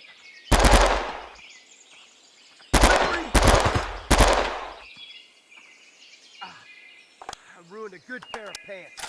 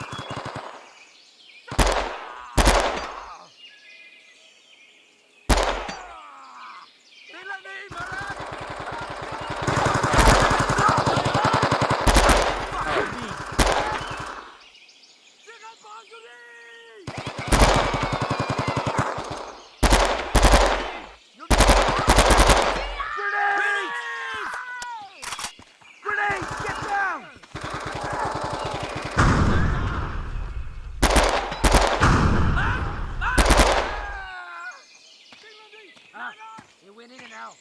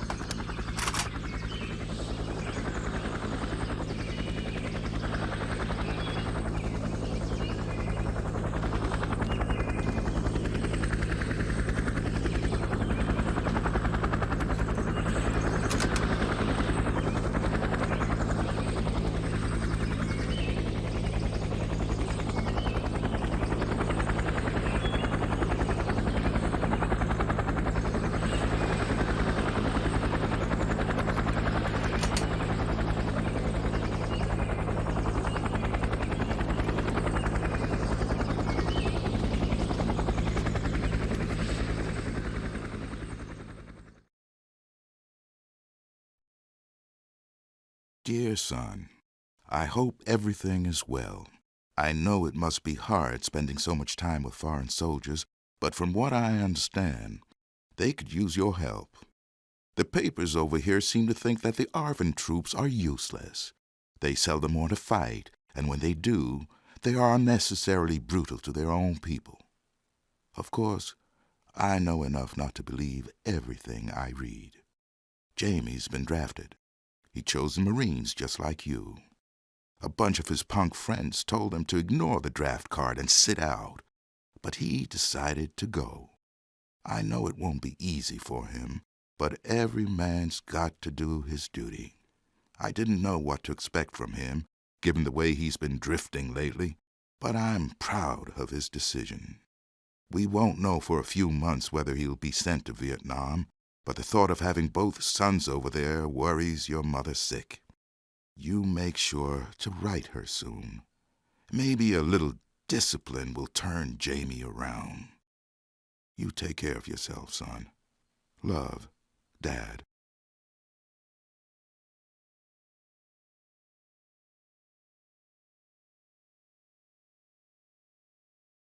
Dear Mom and Dad, Pat Hodges and I had a great time in Saigon. Since Pat speaks Vietnamese pretty well, I was able to find out a lot about the city. Did you know that Saigon is a lot bigger than Tulsa? Now we're back at base working with the Arvin Rangers I told you about last time.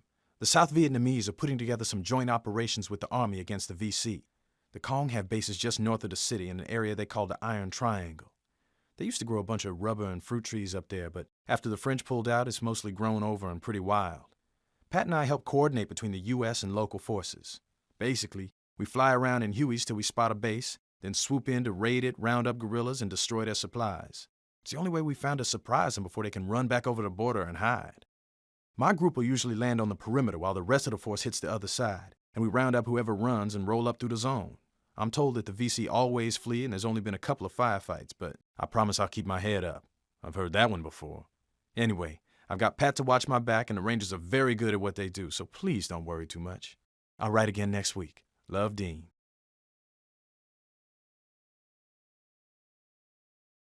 Hammergot 6 to Anvil 1. Turn on coordinates 109er. Assume attack formation. Roger. Amber 1, target 3,000 yards. Amber 1, bring it along the tree line. Tell your gunner to watch for snipers. Roger that, Hammergot 6. You're goddamn right! Get ready to buckle for your dust, Shepard! Holy shit! Get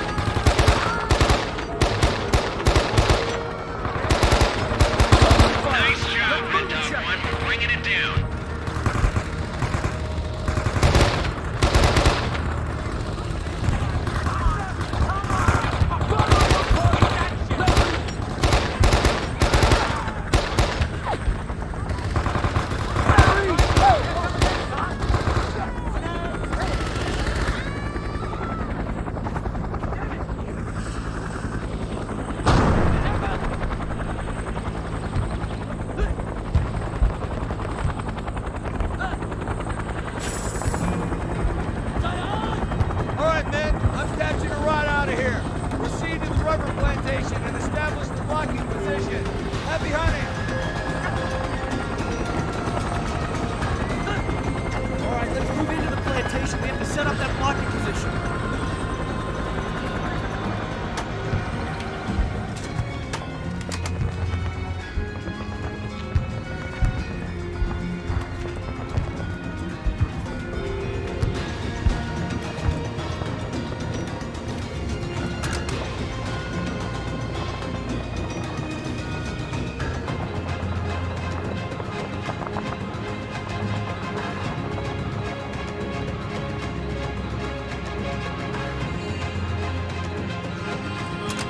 Base of operation.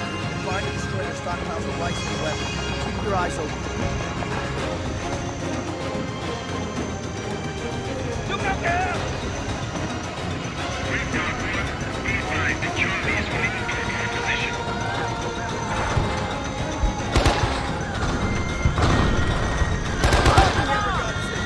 Heads up! Charlie's on you! Box up!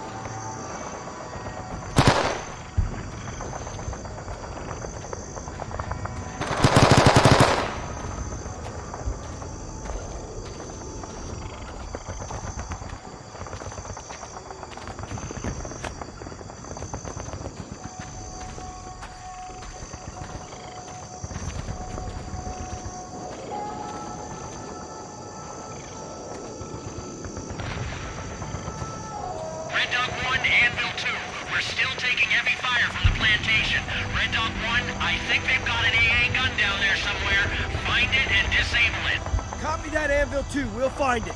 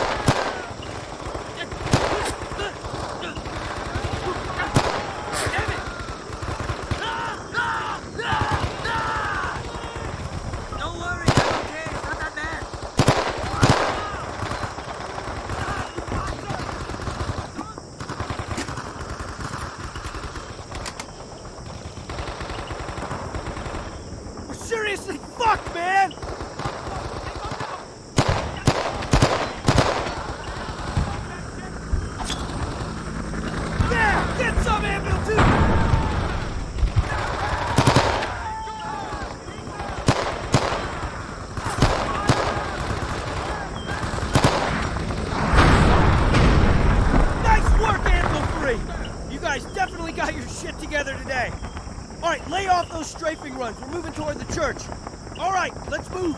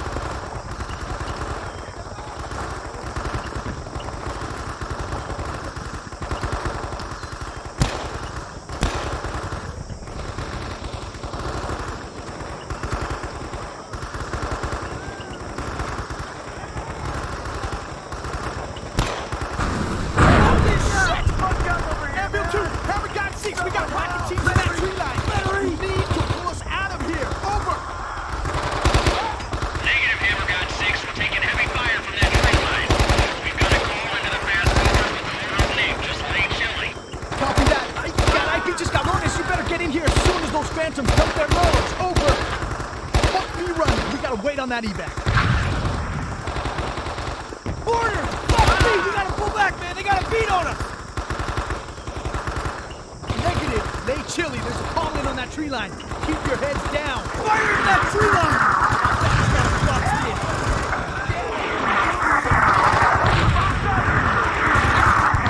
We gotta get out of here. Just stay here. We're dead. Stand down, you asshole! We're waiting on that next. Watch the flanks! I've been there.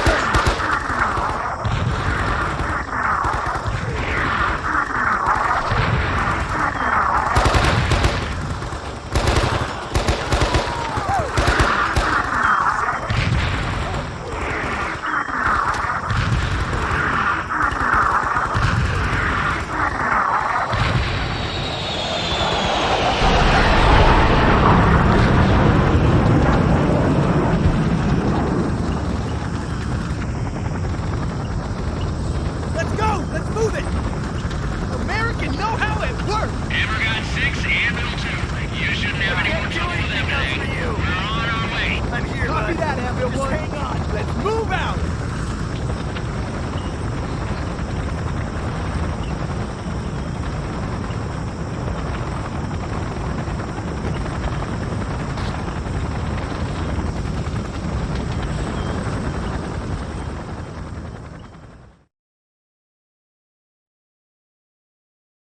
Dear Mom and Dad, I just wanted to send you a quick note to tell you that I'm safe and sound. We hit a pretty big guerrilla base the other day, and they decided to stay and fight for once instead of running away. They were well supplied with rocket-propelled grenade launchers and hit our chopper, forcing us to put it down. My team continued on foot and ended up saving the bacon of another downed pilot and his crew. And those guys have pulled me out of the fire enough times to have earned the payback. Some of the Arvin guys are saying that it's a good thing the VC stayed put for a fight.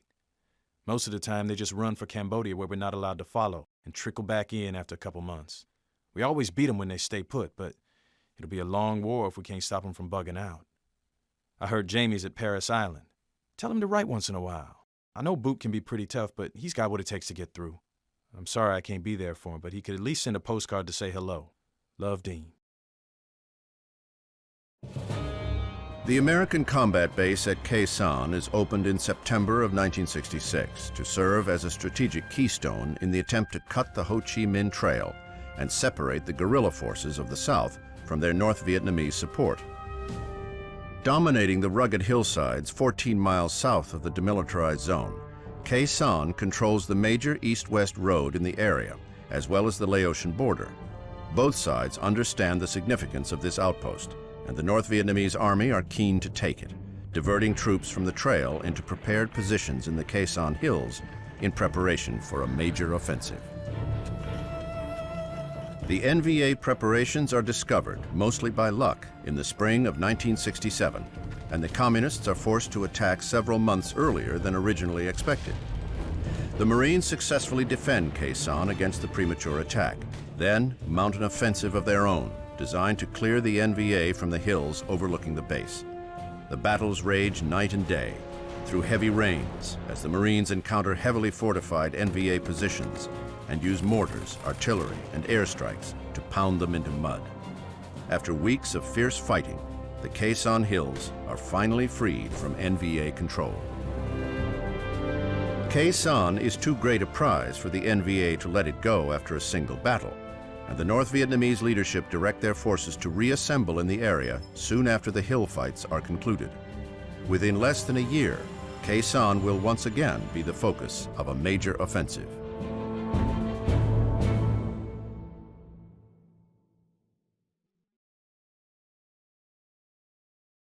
Dear son, I got your last letter and I'm relieved that you are okay. We hadn't heard from you in a while. I know you have been out in the field and unable to write home, but your mother was very worried, and hearing from you put a smile back on her face. Having both of our sons over in Vietnam isn't easy on either one of us. I'm glad to hear you're headed to Khe Sanh.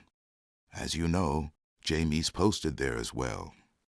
He's met some of the guys from your old unit, Greaser, Smooth, and the rest, and he says they speak highly of you. Jamie hasn't written home very much.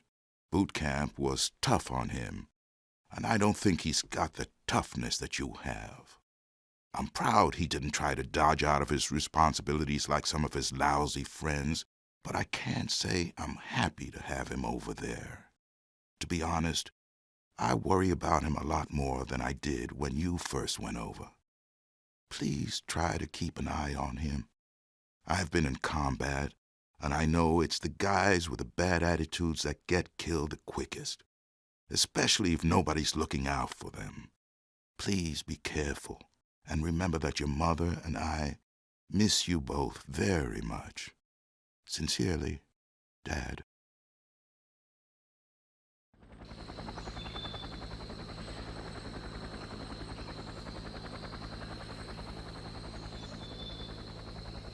Shit, Shepard, you thought those Arvin dudes would wait till you get out in the bush with your little brother. Gives black folk a bad name. He's a real head case, man. He just hasn't got the nom figured out yet. dumbass gets stoned right before going out on patrol and then locks up under fire. Makes everyone else nervous, too. They all hate being out in the bush with him. Hell, I'd be lying if I said the little shitbird didn't make me a bit nervous, too.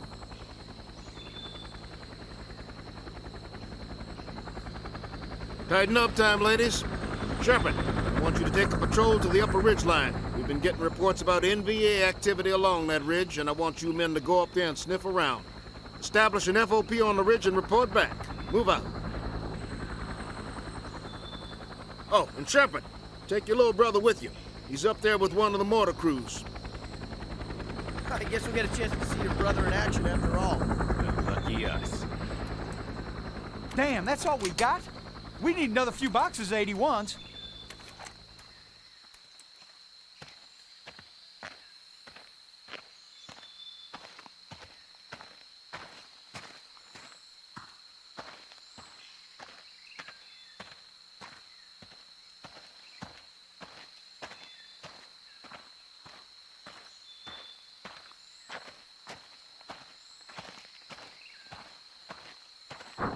Jesus Christ, careful with that box, boy. Oh, man.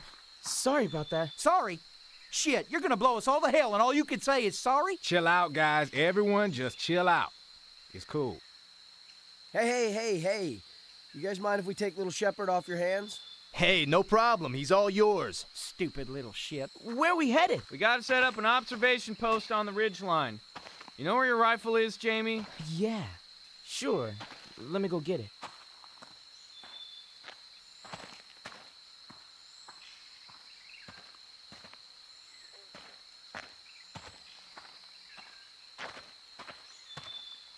Okay, let's roll out. Lock and load, shitburner. Try not to shoot old Hoss in the ass.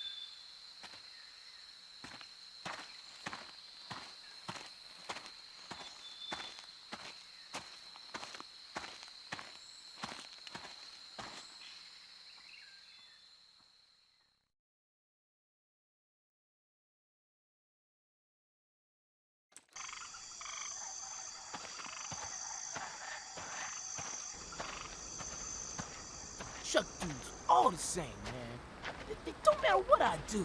Shit. Hey, you guys ever think about what the hell we doing here? I mean, what's the fucking point? What's Charlie ever done Charlie to me? didn't drop the case of mortar shells back there and almost blow everyone up. Your ass did. Man, you're just like the rest of them. Fuck that. Back there can kiss my ass. This whole country can kiss my black ass. Difference between me and you is I understand the situation. You don't. Out here, you watch each other's back or you don't make it out alive. Whatever kind of beef you have with any of those mothers, you leave the shit in the rear. You don't take that shit out in the bush with you.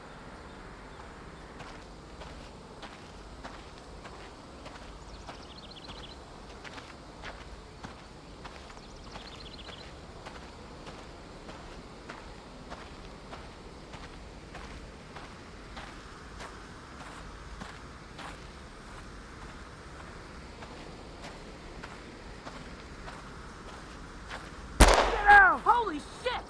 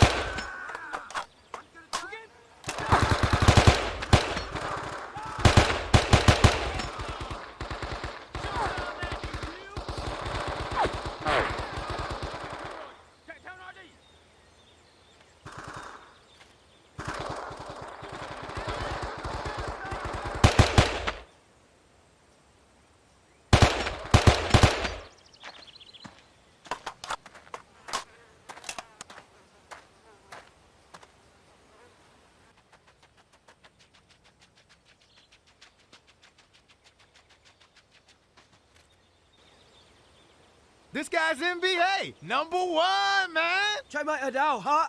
No, my Len. Chú Hoi! 3 actual, give me Nah, 6. no Chu Hoi for you, Charlie. Tell us where your friends are. O'Dow! Fuck you, 2 dead Viet Cong, 1 injured NVA. The injured Gooner's holding his guts in with his hands. He's not gonna make it unless we get him out of here ASAP. Copy that. Got an NVA, huh? Outstanding. See what kind of intelligence you can get out of him. We'll send a medevac over to pick him up. 6-3, we just lost the NVA. Scratch the medevac. Awaiting orders. Continue to the ridge line and set up that observation post. I'll send a patrol down to collect the KIAs. Copy that, 6. Out. All right, let's go.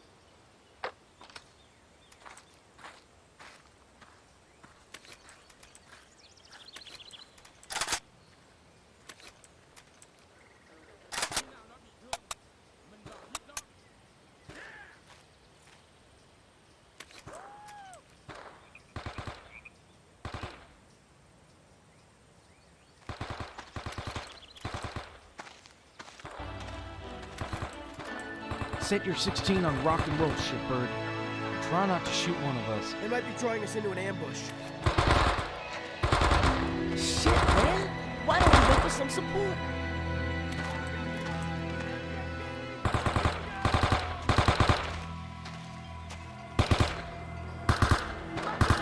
Out rounds, Jamie. Come on, let's go.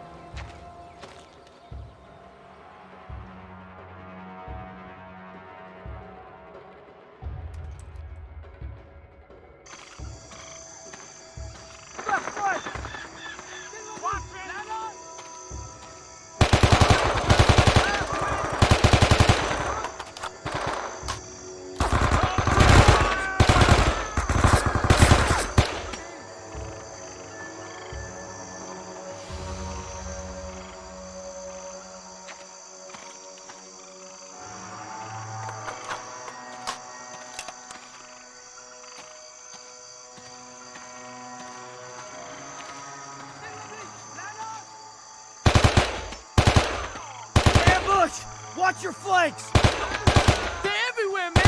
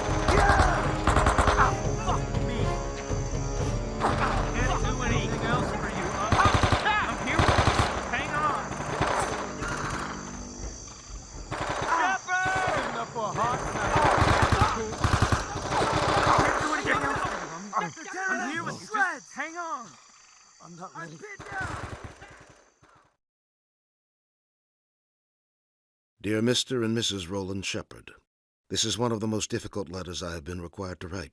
It is with the most heartfelt sympathy that I, as his commanding officer, write to you of the death of your son, Private First Class Dean Shepard, ASN 9893137, at 5:15 on the afternoon of 25 April, 1967.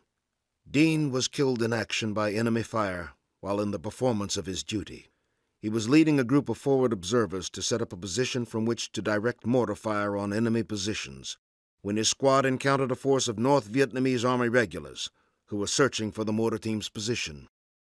Dean sustained several wounds and succumbed to his injuries before a medical evacuation could be arranged. Dean was new to my command, but he was familiar to me from official reports and from the admiring testimony of many of the Marines under my command who served with him earlier in the war. Okay, the ridgeline should be just up ahead. Let's move out.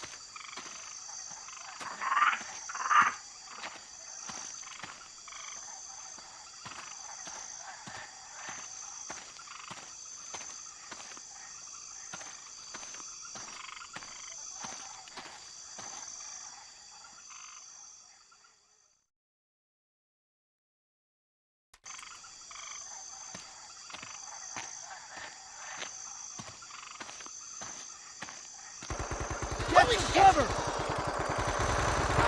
Shepard, if you can get close enough to those bunkers to get coordinates, I can call in a strike. Get moving.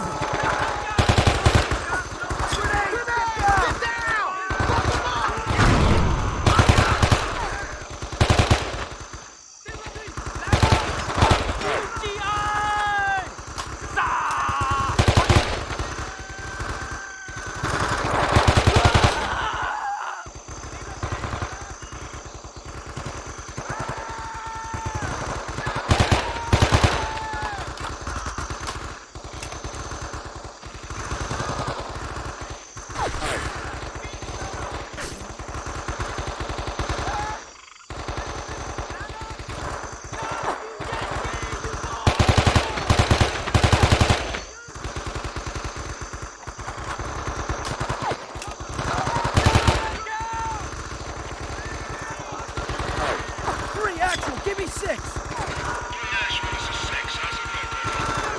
Heavy fire, 6. A bunker complex and several spider holes.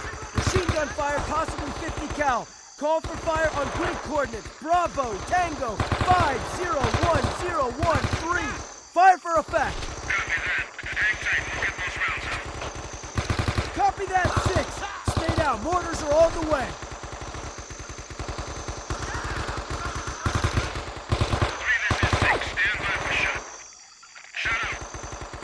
Shot out! Shot out!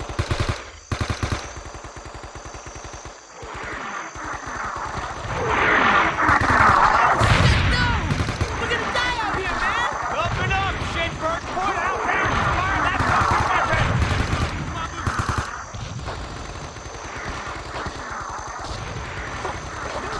Get up, you little bastard! We gotta move! Cover his fire!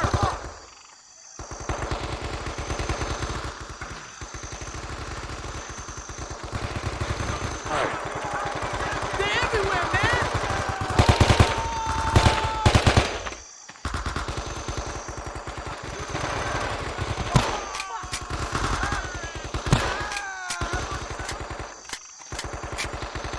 Six, we're still under heavy fire from those bunkers. We need some more rounds. Shit's still right at me. One under guard. Really let him have it. Waiting for your word, sir. Help me out, man! Shots out, guys. Help me out, man.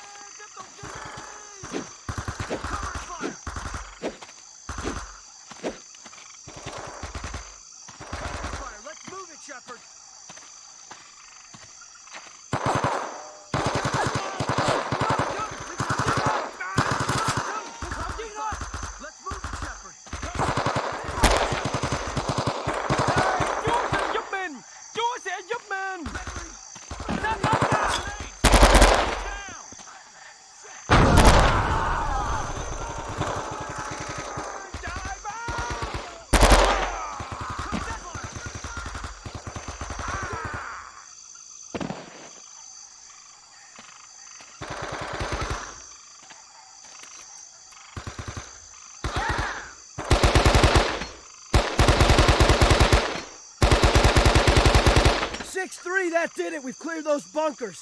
But it's much too hot for us to stay up on this hill without reinforcements. Over. Negative on those reinforcements, 3. We can't spare the people. You get back down here on the double. I sent a patrol down to the KIAs along the stream bed. You stop by there and see if they turned up any intel. It's 6 out. Copy that, 6. See you soon. Let's get back to the stream bed.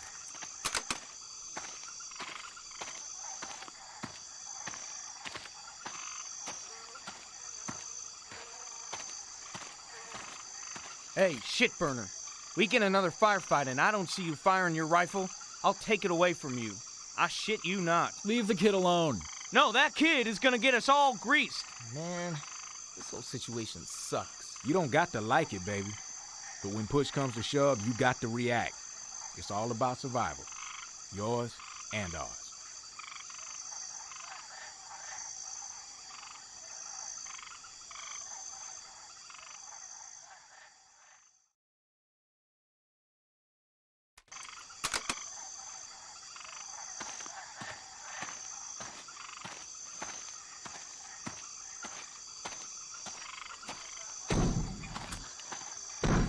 Fire target Alpha Delta. Come on, people, feed those tubes.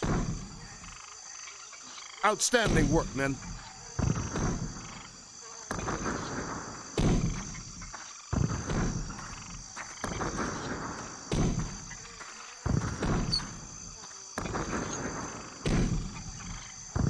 Ah, shit! This tube is burning up. Hodges, get over there and cool that tube off. Sir? Piss on it, Hodges. Piss on it. Let's go. Don't be shy. Yes, sir.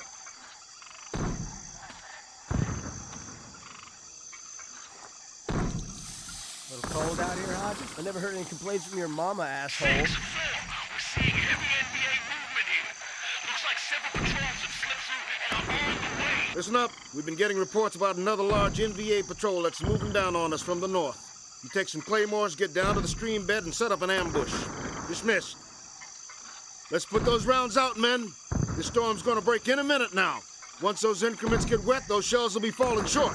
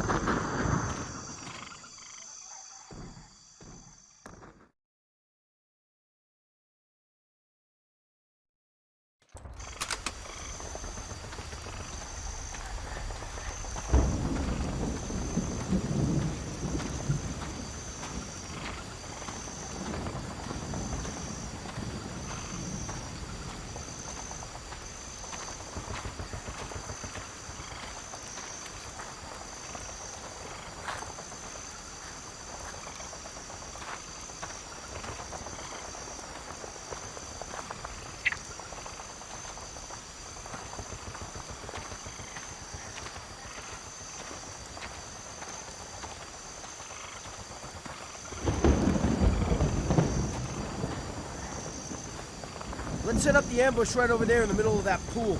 They're probably coming up right through here.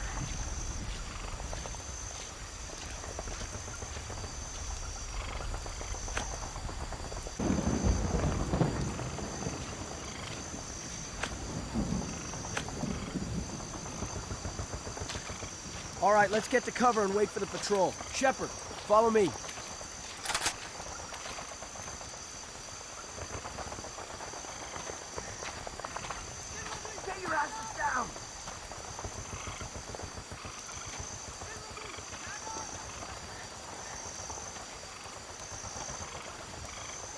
Blow those claymores when the patrol's right on top of it.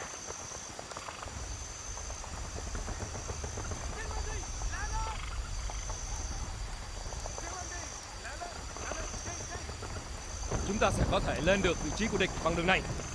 Chúng chắc sẽ phải ngừng bắn pháo của ấy vào trời chỉ mưa trên đầu chúng ta. Right flank!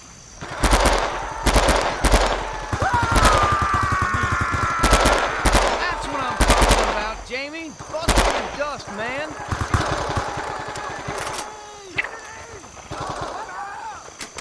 Warm it up, man. Hold on. We got the zoo on that way. But we'll get you out of here.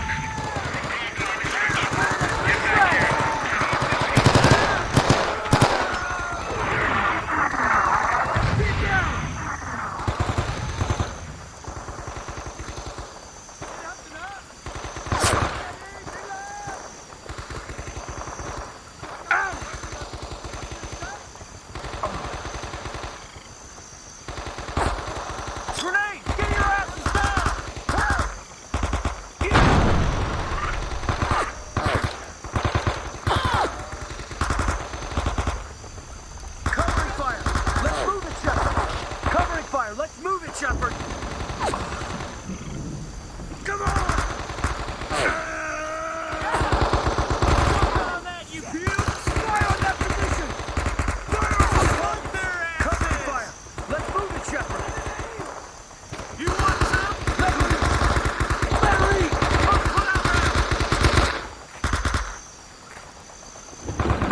Cover and fire! Go! Go! Go! Go! Go!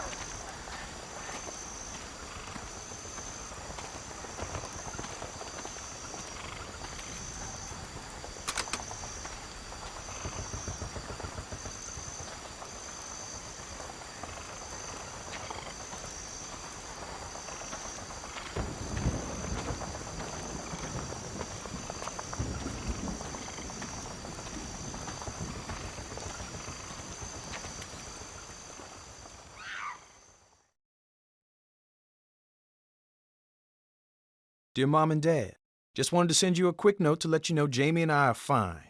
You'll probably hear about the fighting around Khe Sanh before you get my letter. There's a horde of North Vietnamese troops all over the hills here, enough to plan something pretty big. We stumbled across them a few days ago and been humping the hills looking for them ever since.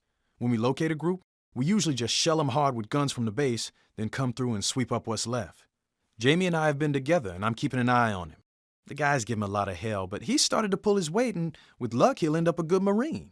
Besides, our commanding officer, Captain Dandridge, runs a pretty tight ship up here.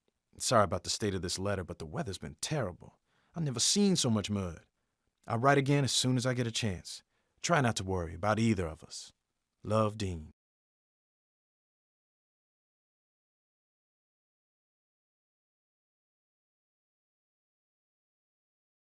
Dear Dad, have a little time and I figured I'd write you a letter to let you know how Jamie and I are doing. We're both out in the field right now, and I won't be able to send any letters till we get back to Khe Sanh, but writing helps take my mind off things. It rained pretty hard earlier, so the paper's kind of wet, and I don't know if you'll even be able to read this by the time I get to mail it. We found a lot of NVA in these hills. They must have been getting ready for months. If we hadn't found them now, looks like they would have swept through Khe Sanh by the end of the year. We rolled them back to a couple of hills, but they were full of bunkers and foxholes. We hit them with artillery and dropped about 1 million bombs, but a lot of the bunkers couldn't be cracked. We had to go in this morning and force them out. Eventually, they started pulling out, but it started raining so hard we couldn't go after them. The NVA is still out there somewhere, and Jamie and I are manning some muddy foxholes until morning, when we'll head out after them again. Hopefully, it'll be a quiet night, since we're a bit short on ammo and it's too dark and misty to see real far. Jamie's done okay the past couple of days. I think he's earned a little respect from the guys. Our new captain, Duke Dandridge, is starting to watch out for him. Dandridge isn't as friendly as Zook, but he knows what he's doing out there, and we all respect him. You don't see a lot of black officers in the Marines. He reminds me a bit of you, Dad.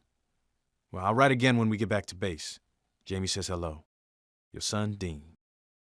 The guys I bunked with last month told me about the sounds, man. At night, on the hills, the sounds fuck with your head. Dig it. Shit. What the fuck is that? Shut your holes. It's nothing. There's movement down there. I see it too. Fuck. Negative. You two better chill. No, man. I see it. They're moving in. That ain't the Mist Brothers. Sappers! They're like ghosts, man! Line them up!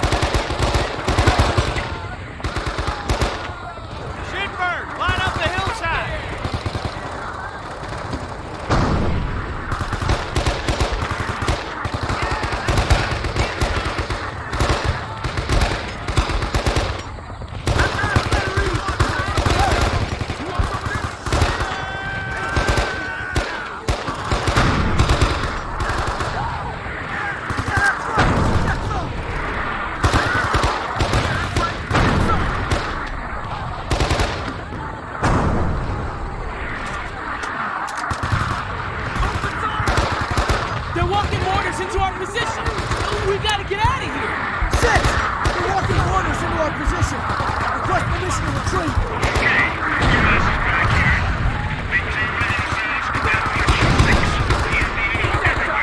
Copy that, 6! Alright, everybody, let's pull back to the captain's pause. Come on, let's move it!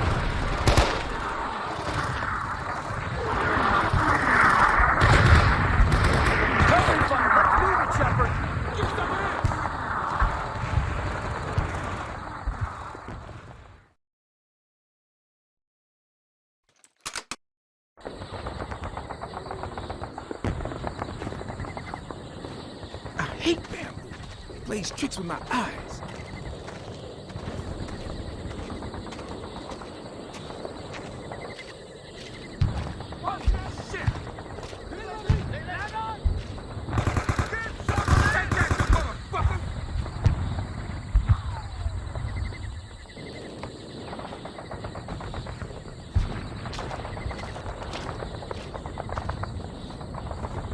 Get some of this!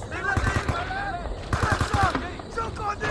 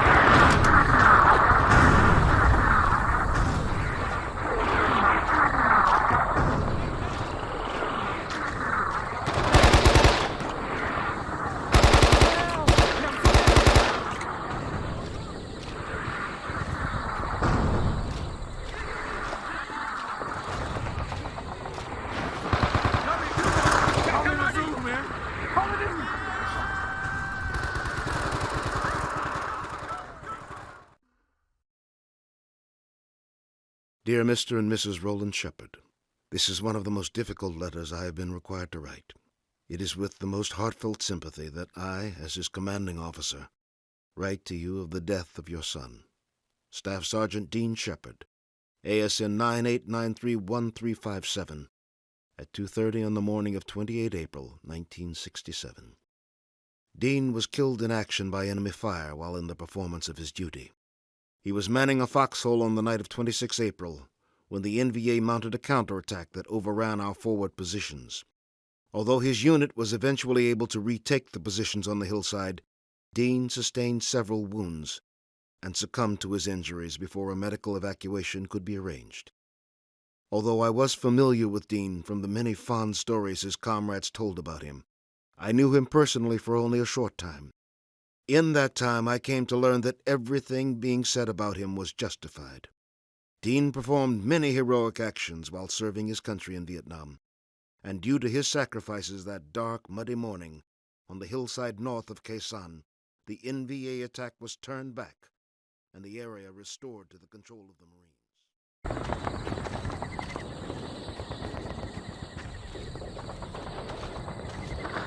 Watch it!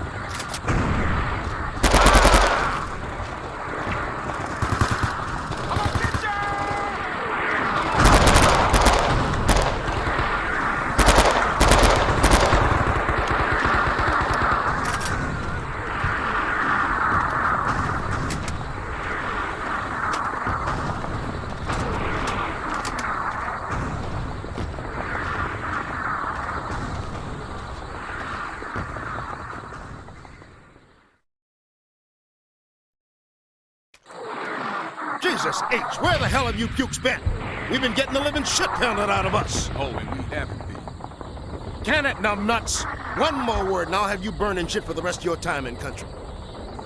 I want you people to take up positions in these bunkers and foxholes. Our left flank has been overrun. Reinforcements are mounting a counterattack in the morning, but we must hold this ridgeline through the night. Move on.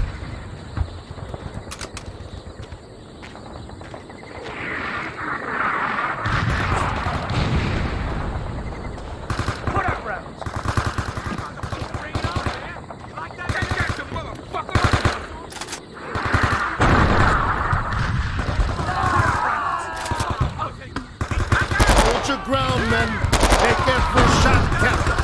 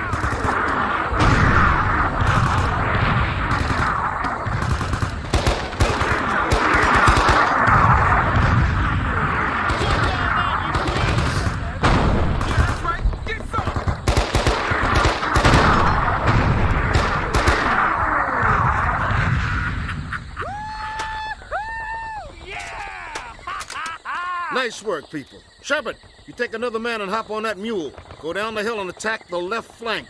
There's a gap in that NVA line that we can exploit if we move on it right now. I'll round up the people for the counterattack. Move out!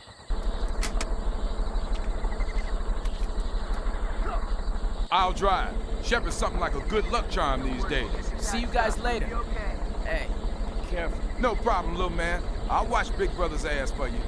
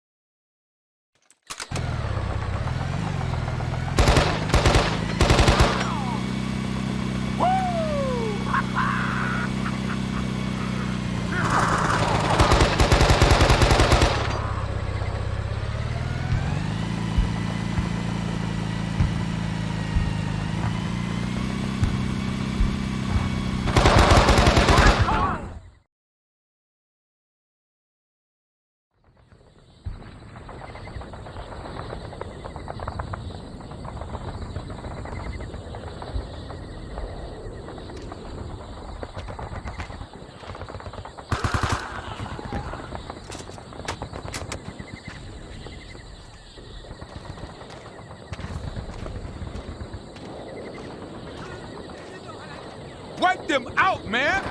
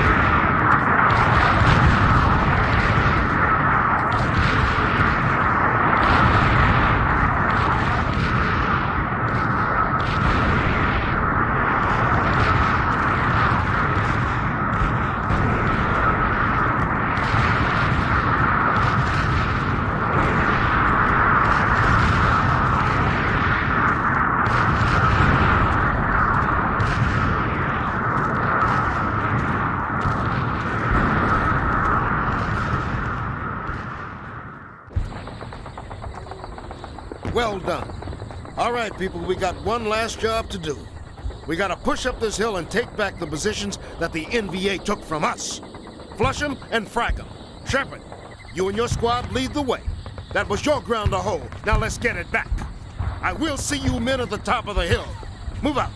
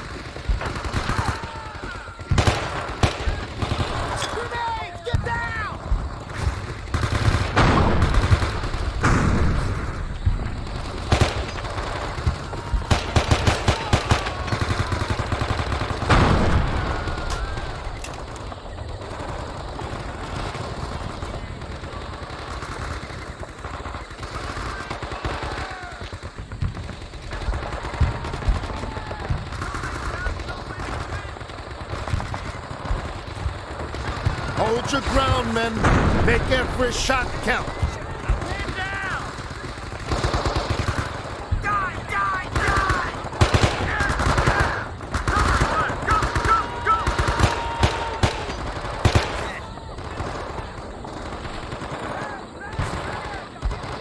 Follow me, devil dogs. Hoorah!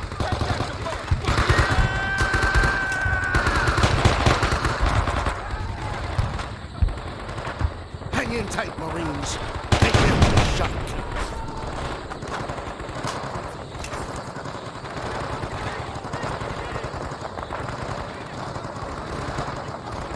All right, men. Let's put these son of bitches in the hurt locker.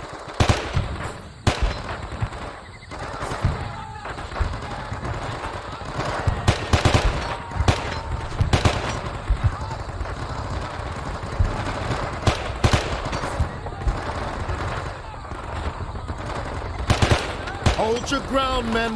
Make every shot count.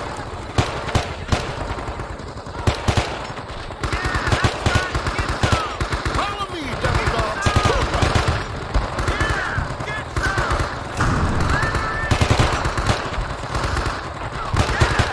All right, men. Let's put these son of bitches in the hurt locker.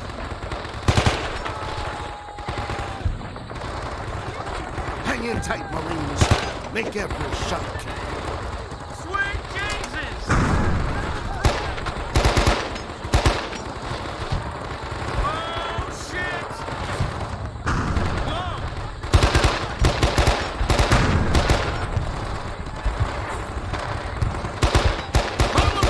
Dogs, hoorah!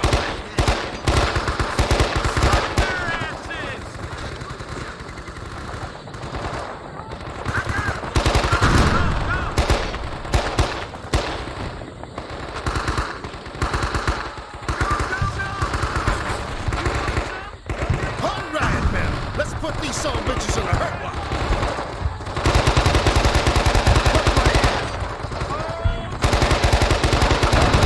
Hold your ground, men. Make every shot count. Hang in tight, Marines. They can't shut up.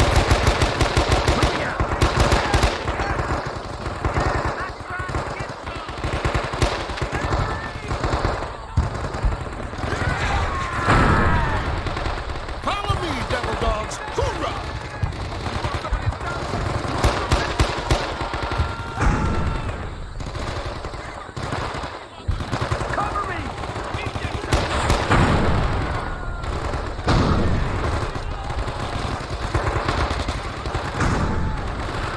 Hang in tight, Marines. They can't shut up. Cover me!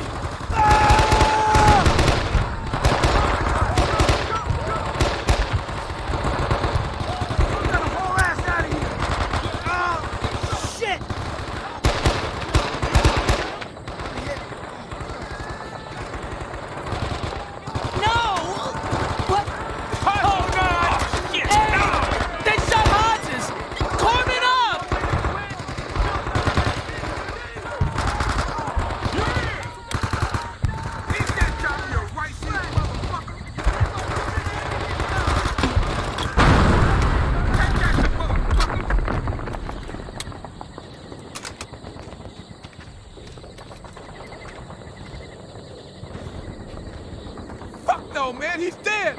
He's gone! Oh, shit! Medic! Get a medic up here! I need you men to put some guns in those bunkers. We've got to reinforce this hillside. Let's secure our wounded and dead until we can get them extracted. Show some fucking respect, you asshole! This is our friend over here! These are my men, Marine. Every damn one of them, including your friend. Your friend was incredibly brave, and his actions will be recognized. But right now, I've got to reinforce this position, so suck it up. Charlie's gonna be back, and I don't want him to catch us with our pants down.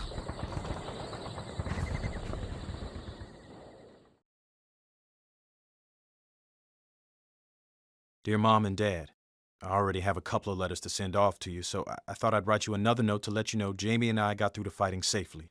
We got counterattacked the night we were stuck out on the hills, but Jamie and I managed to get back to our lines when our foxholes were overrun. By the end of the night, the NVA had overextended themselves looking for us, and we were able to roll them up and get off the hill for good. Unfortunately, Pat Hodges didn't make it. He died up there on the hill. This death really hit us all hard. I've known Pat since elementary school, and he was always nice to me. He never cared what the other white kids thought about being friends with a black kid. I keep asking myself if there was something I could have done to save him. I know deep down that there wasn't, but it's been eating away at me. Anyway, Hoss and I will be heading home in a month. We're getting transferred to the MACV compound in the city of Way, where we'll be stationed for the rest of our tour. Way hadn't been attacked at all during the war, so I think the rest of my time in country will be pretty uneventful. Captain Dandridge is being transferred there as well. Greaser and Smooth have promised to keep an eye on Jamie for me, so I wouldn't worry about him. Love, Dean.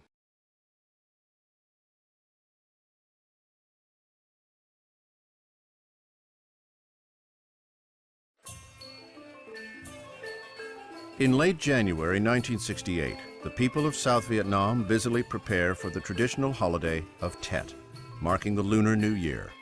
Civilians decorate their shops and homes, and the military looks forward to a brief ceasefire, with many ARVN soldiers taking leave as the country celebrates.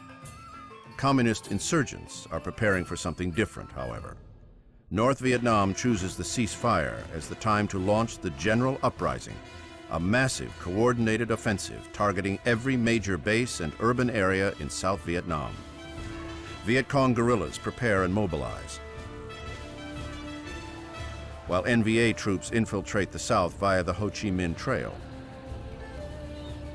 On January 31st, over 80,000 communist troops attack hamlets, districts, and cities across South Vietnam, including Saigon,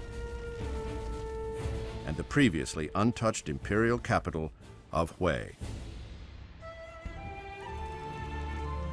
The traditional capital of Vietnam and a symbol of that country's rich cultural heritage, Hue is overrun by this Tet Offensive. Viet Cong and NVA troops pour through the streets, arresting Catholics, scholars, and other enemies of the revolution who do not flee. By the 1st of February, the entire city, including the venerated Palace of Peace, is firmly in communist hands. Only the American MAC-V compound to the south of the Perfume River and the ARVN 1st Division headquarters to the north of the Citadel managed to hold out against the fierce NVA attacks.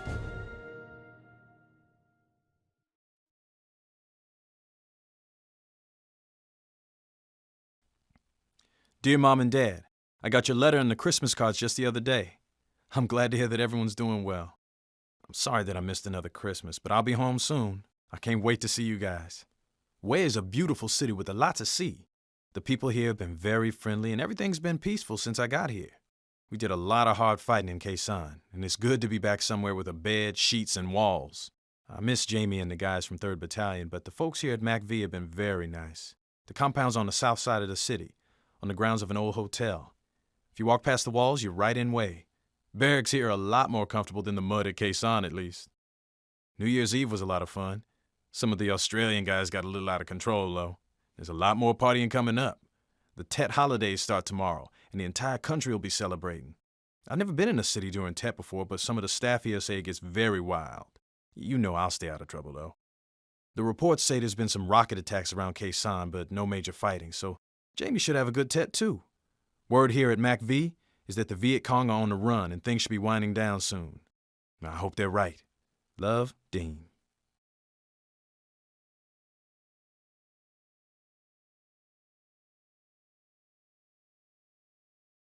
While you pogues have been skating through the warring way, grunts like Shepard and me have been busting our humps out in the bush.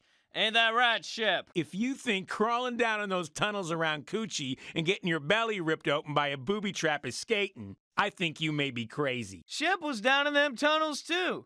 I would have gone down there, but I was up in Khe Sanh at the time. You two shut up. You sound just like my parents. Hey, let me see that bottle.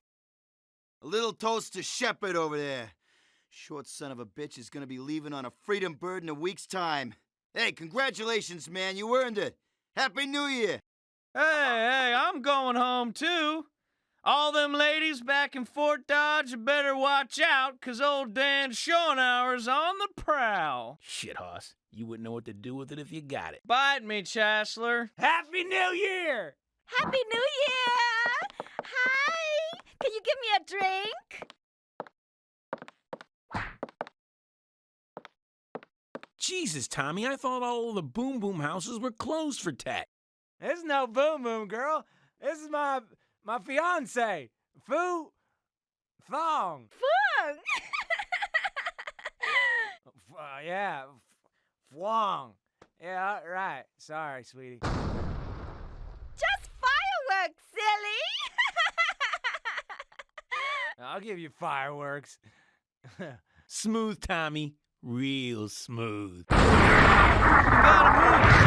We gotta get to our bunkers across the base. Come on.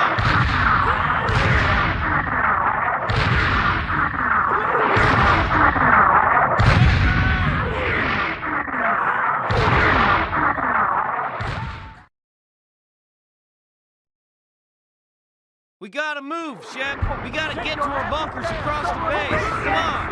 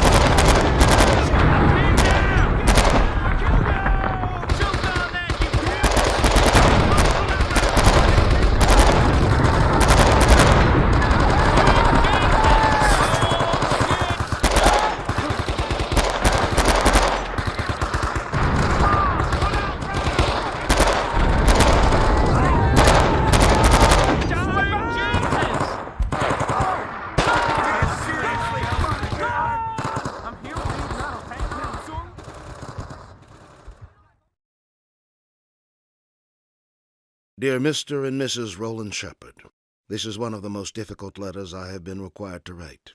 It is with the most heartfelt sympathy that I, as his commanding officer, write to you of the death of your son, First Sergeant Dean Shepard, ASN 98931357, at 2:23 on the morning of 1 February 1968. Dean was killed in action by enemy fire while in the performance of his duty. As Communist forces attacked the MACV compound at Hue, Dean's position was subjected to intense fire and ultimately overrun. He bought his comrades enough time to organize a counterattack and retake the perimeter of the compound, but Dean had succumbed to his wounds by the time his men reached him. Dean and a few of us from Khe Sanh were sent to Hue to wait out the remainder of our tours in recognition of the contributions we'd made throughout this conflict. Dean died as he lived, protecting his comrades. You boys got this corner covered? Good. Come on, Shep, I gotta go find a radio. We're under heavy attack. NVA sappers have blown through the wire. We need immediate reinforcements. Damn it, Shep, get to your bunker. I'll meet you across the base when I'm done here. Now go!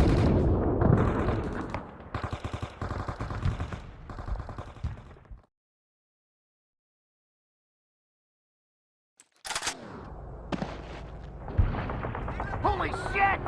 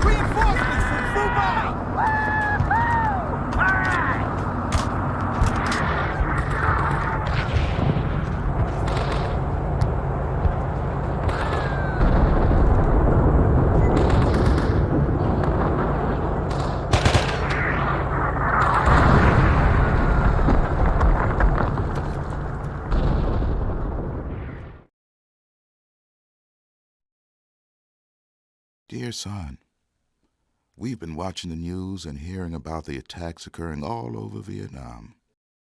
They say the Hue has fallen to the communists and that there have been a lot of casualties. We've also heard that Khe Sanh may be surrounded by a large number of NVA troops. Your mother and I pray for your brother and your friends every day. Son, I hope this letter finds you well. I know you won't be able to write back for a while, and I have no idea when this letter might reach you. But I want you to know we're praying for you. The fellows on the news are calling this the greatest disaster in American military history. That sounds like a big exaggeration to me, but that's a small comfort when both your sons are in the thick of it. They say the attacks sprang up all across the country, and that it shows the people are really on the communist side. That doesn't sound much like what you've been writing to us, but it looks like the war is far from over. I know your tour is almost up, and your mom and I are just hoping you'll be okay for a few weeks more. Please write back as soon as you can, and tell us you are safe, and send news of Jamie if you get any. God bless. Dad.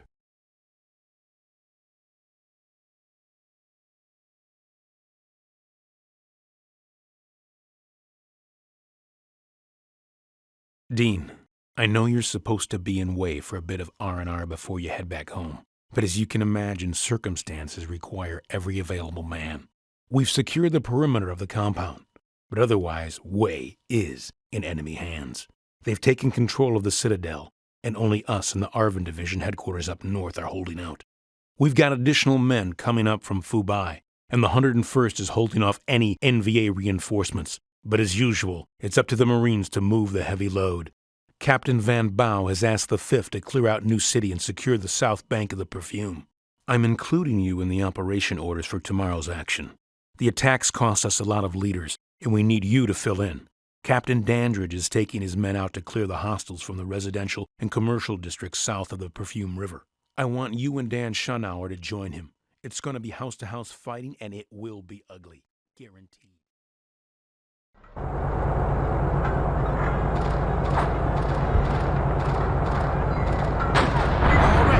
Push on to the admin complex. The NVA have taken it over, and we gotta take it back.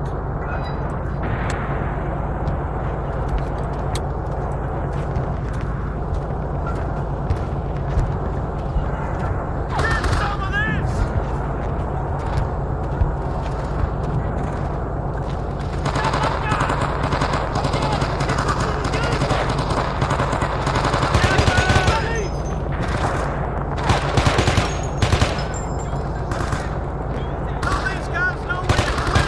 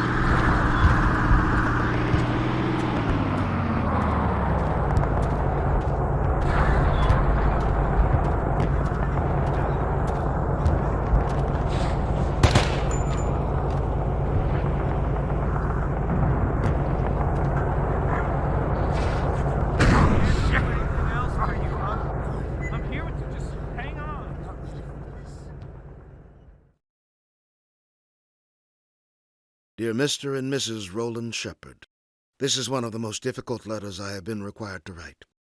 It is with the most heartfelt sympathy that I, as his commanding officer, write to you of the death of your son, First Sergeant Dean Shepard, ASN 98931357, at 1:15 on the afternoon of 5 February 1968. Dean was killed in action by enemy fire while in the performance of his duty. Dean was assisting other Marine units in recapturing the south bank of the Perfume River from Communist forces. The fighting was house to house and very intense, and Dean was shot by small arms fire while attempting to clear a city block held by the NVA. Thanks in part to his sacrifice, the city was cleared, and Hue will soon be in friendly hands. Dean and a few of us from Khe Sanh had been sent to Hue to wait out the remainder of our tours in recognition of the contributions we'd made throughout this conflict.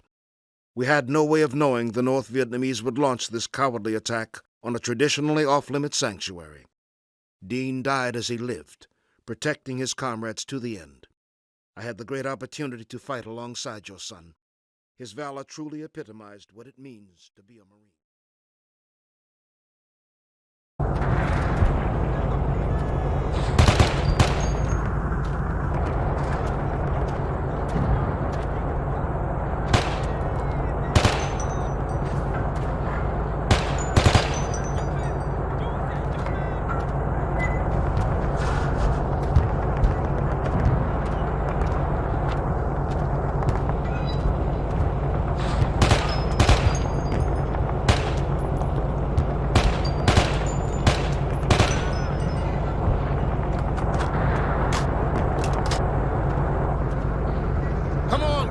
Let's get to that building.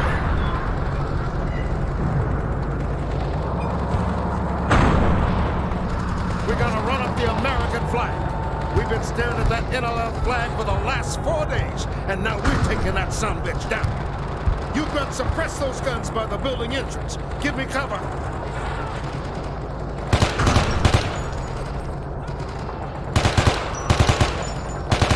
All right, men. Let's put these sumbitches in the headlock. Side.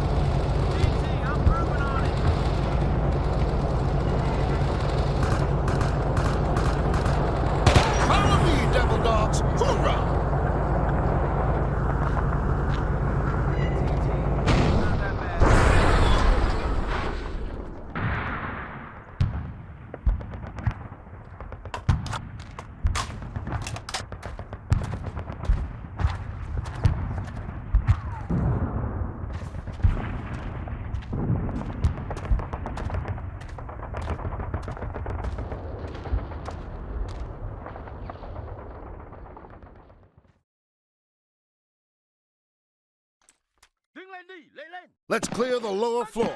Don't leave a room unchecked. Get down! Cover and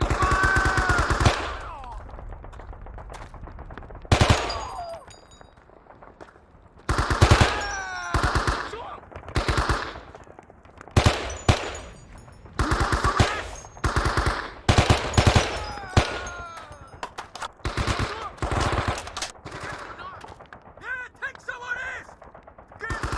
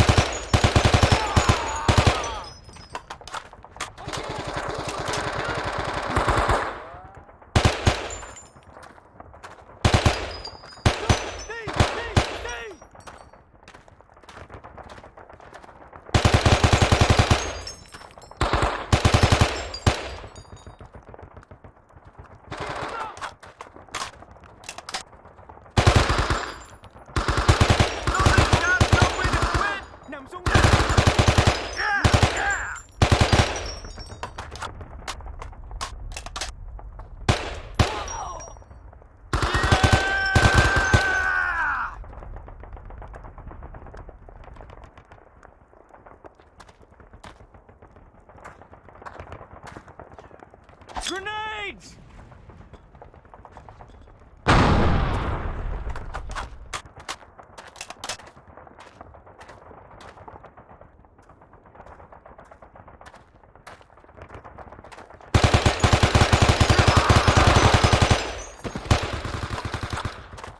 Đứng lên đi, lên lên.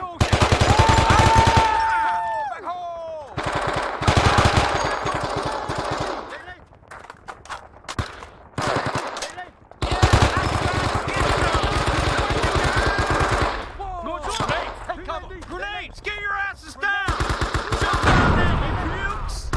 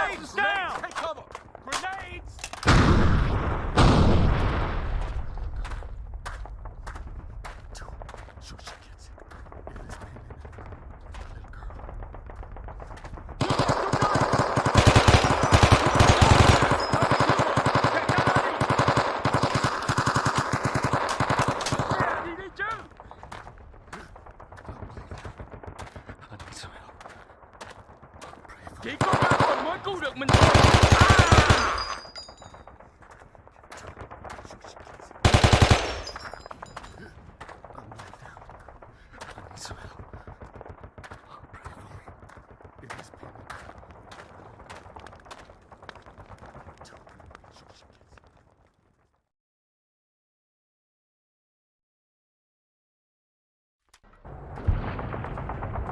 The church is just up the street. The NVA are really dug in, so watch your ass. Keep your eyes open for rocket crews.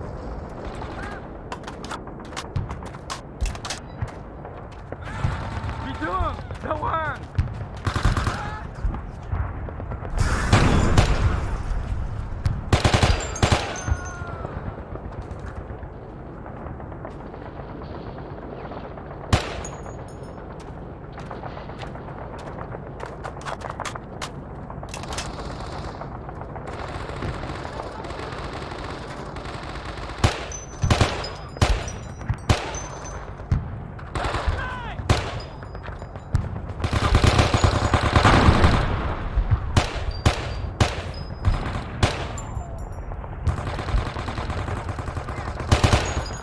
Come on, grunts. Let's get to that building.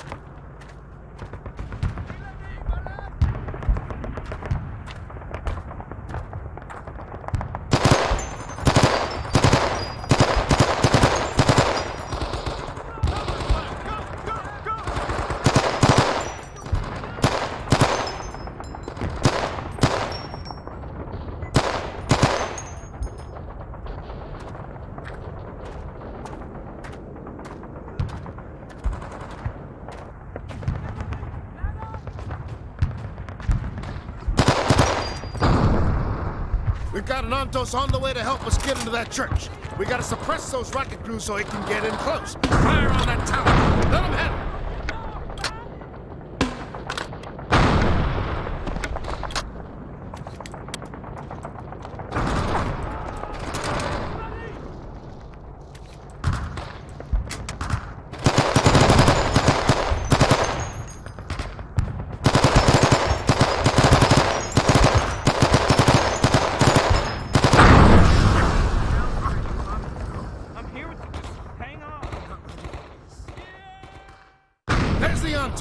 Keep steady fire on that tower so it can go to work.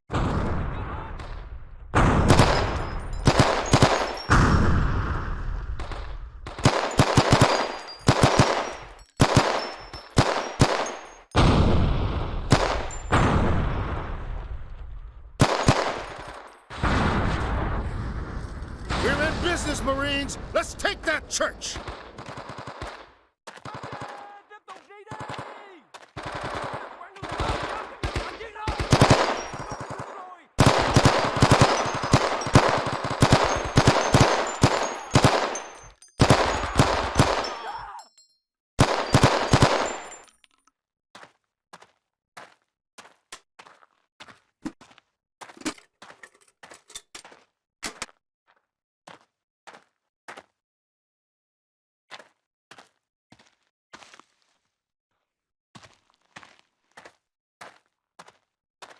Đứng lên đi, lên lên.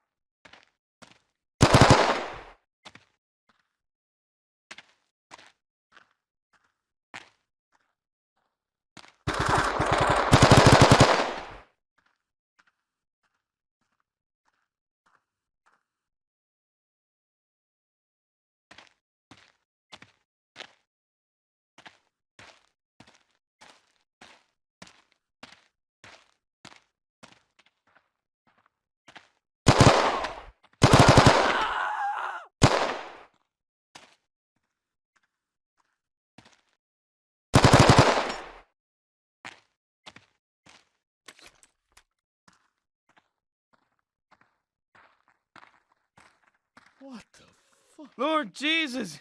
It's a massacre! It's a mass grave. We've been getting intel about this. These bastards came into this city with hit lists. They've been rounding up civilians and executing them.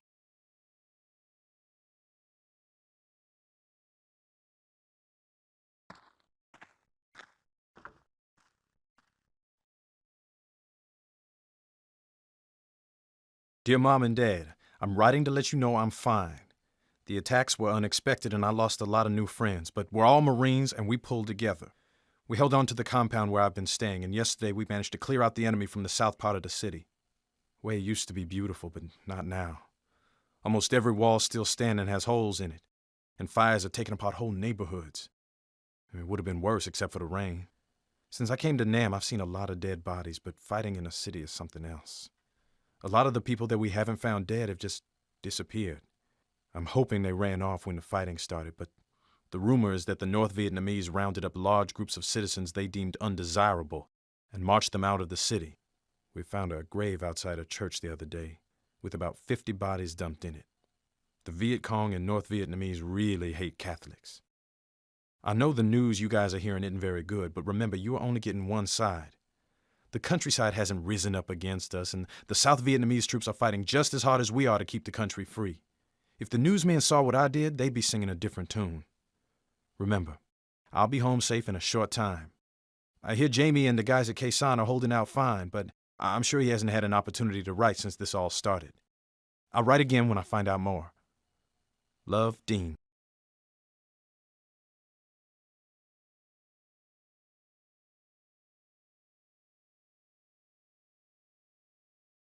First Sergeant Shepard, Captain Dandridge informed me of your success in securing the south side of the Perfume River. Congratulations on your hard work.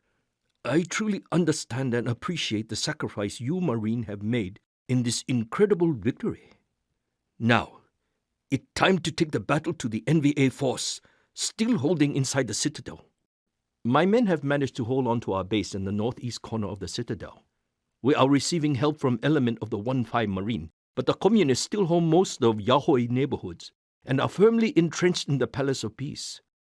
I am writing you personally to respectfully request your further aid in our effort. There are men in my command who have worked with you before, and they speak very highly of your ability. And now is the time when the Vietnamese people need them the most. Captain Dandridge has approved this assignment, but I felt it necessary to act you personally. If you and your men can fight your way through Yahoe to our headquarters and assist us in retaking the Citadel, you would have my gratitude. Sincerely, Captain Nguyen Van Bao.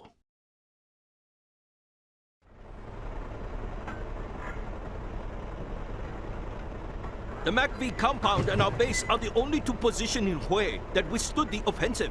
Our base is still not safe, however. Snipers have been killing our men every day. Once we clear these buildings, we'll join the fight to take back the Imperial Palace. Chúc mày mắn hôm nay tận hết sức nhưng tận khôn. Good luck in there, Shep. Let's go!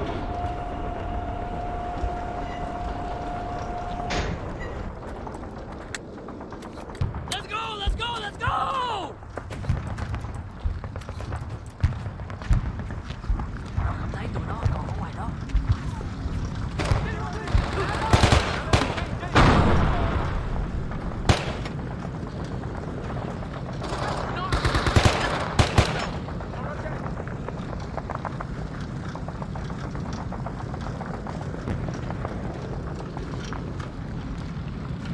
We gotta take out that position!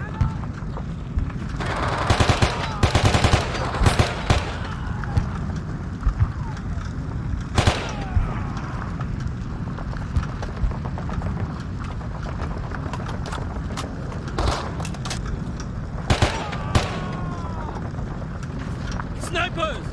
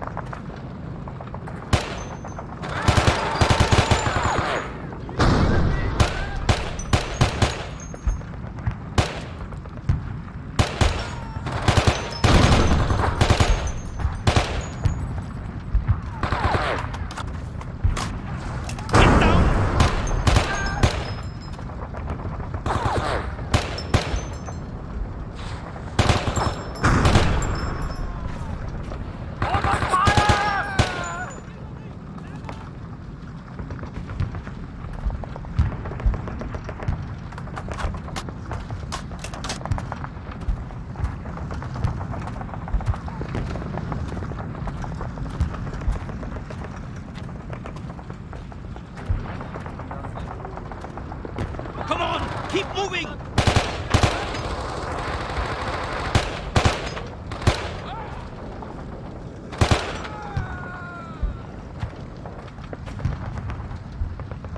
Snipers, in those buildings!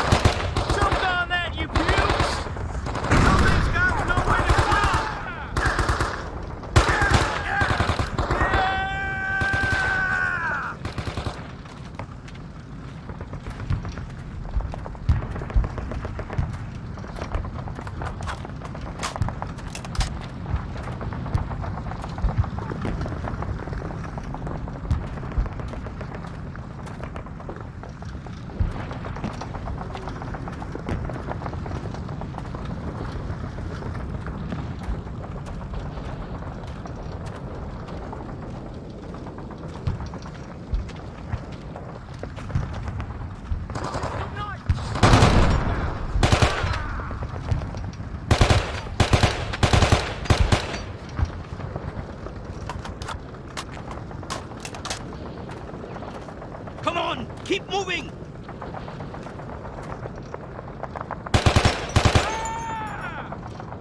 Yeah, that's right. Get some. That doorway is a death trap. Watch your asses!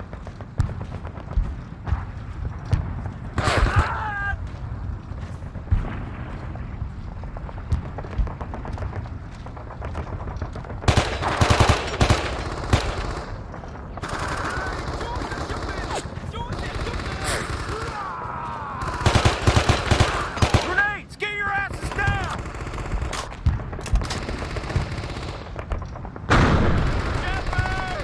Whew, damn. Shit, I'm pinned down.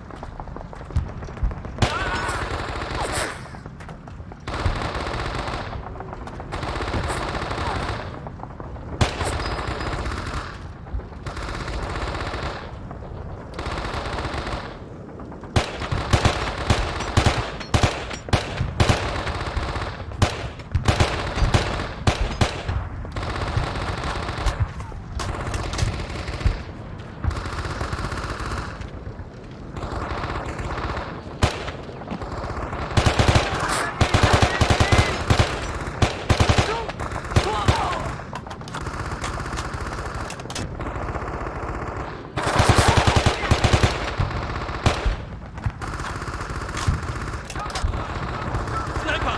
Up in that building!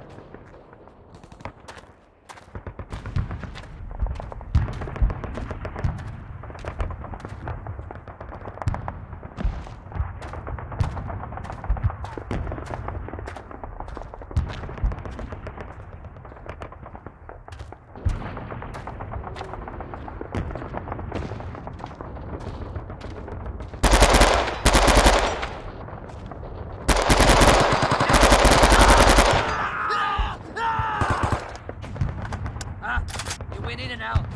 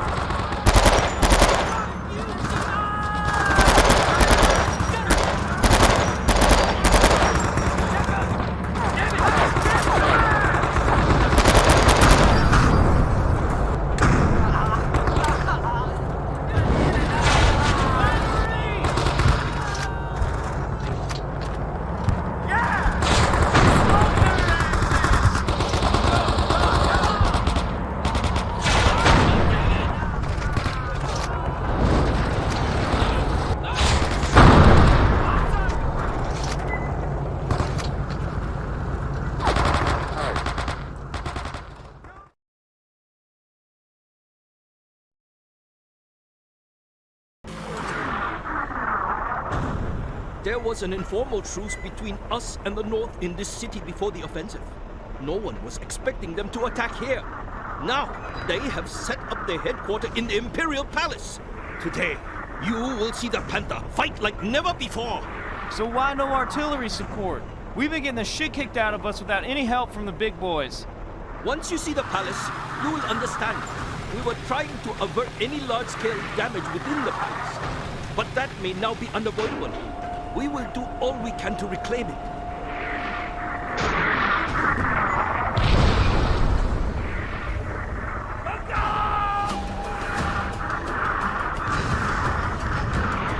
Wow, get a load of this place! Take out those guns!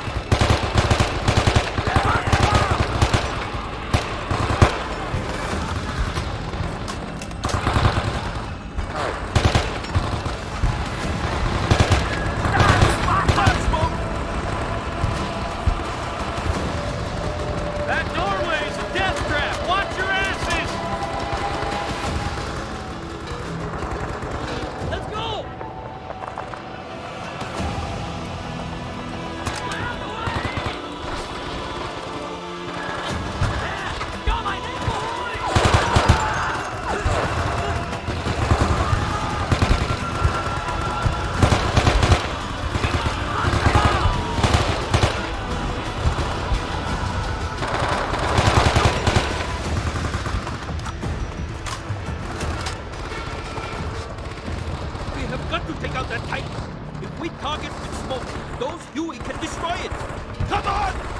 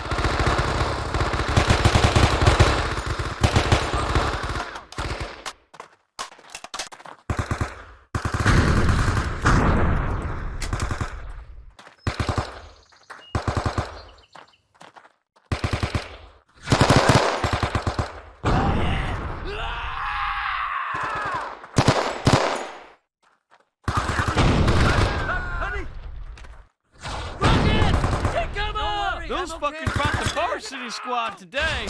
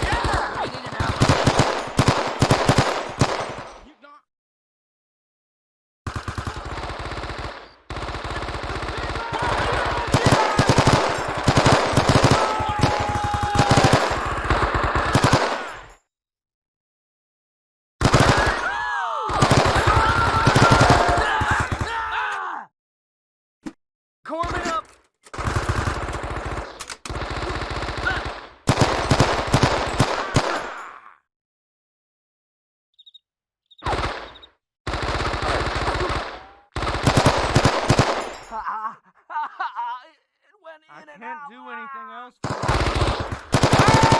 Hang on.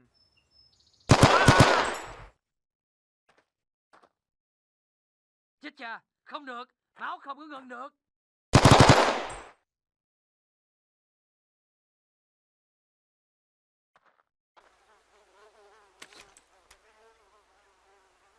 The palace is ours! Let's get our flag up that flagpole. Come on, follow me!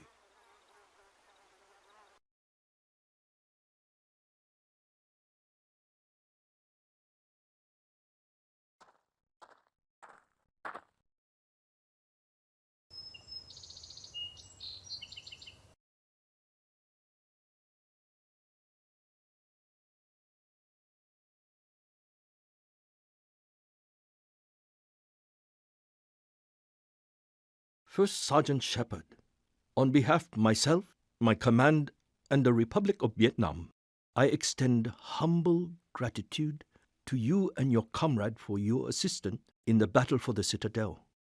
The bravery you show in volunteering to aid us, as well as the valor you display in your action on the battlefield, will always be remembered by my countrymen. You will have our friendship for as long as the Republic stands. Sincerely, Captain Nguyen Văn Bảo.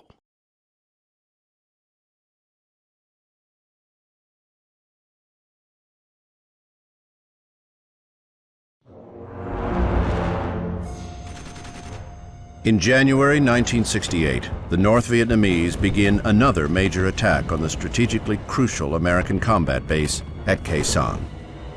As the Tet Offensive gets underway, these attacks intensify, and soon Khe Sanh is under siege.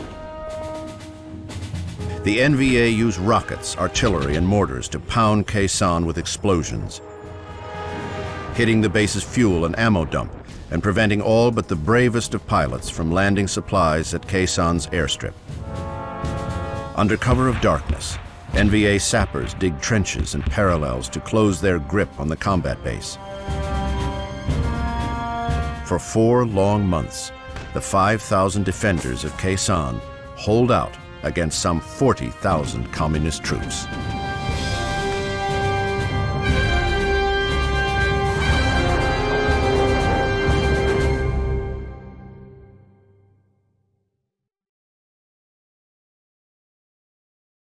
Captain Dandridge, I know you're heading back to Khe Sanh tomorrow and that conditions there are getting brutal. Hoss and I would like to be allowed to come with you. We can't leave the fight while the guys are under siege. And I want to know that my brother's okay. I know you could use us both. Sincerely, Dean Shepard.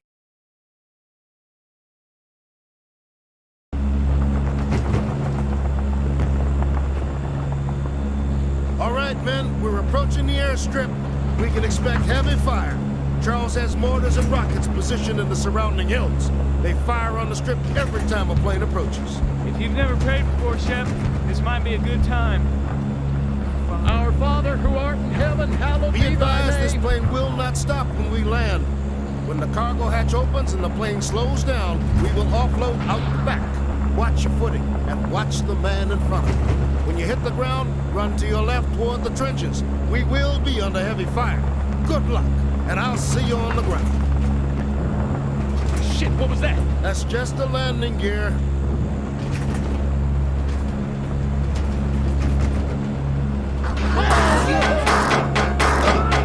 Captain's dead!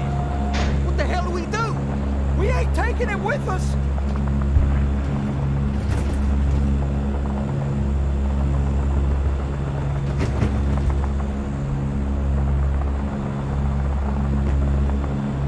Oh, sweet Jesus.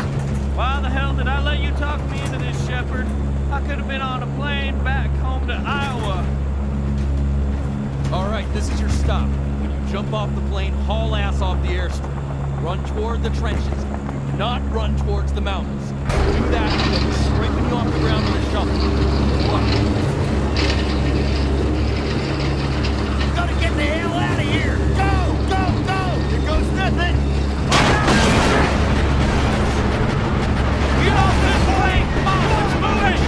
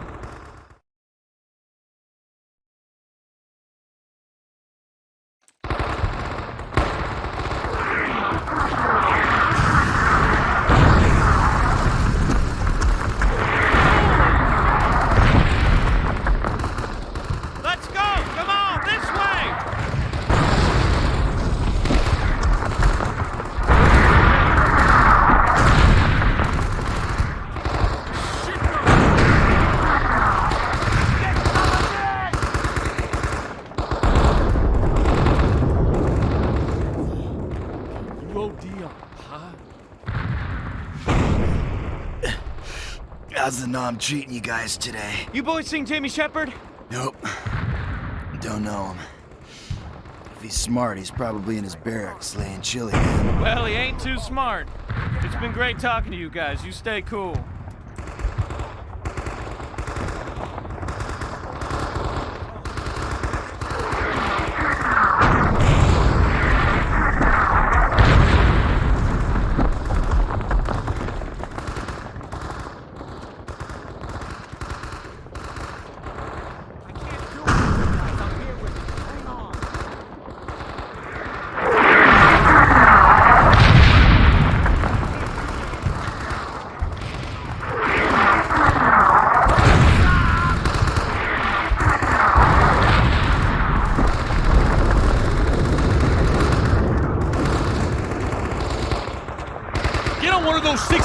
We got settlers inside the perimeter. We're looking for his brother. God damn it, I don't care if you're looking for Jesus Christ himself. Get on one of those guns.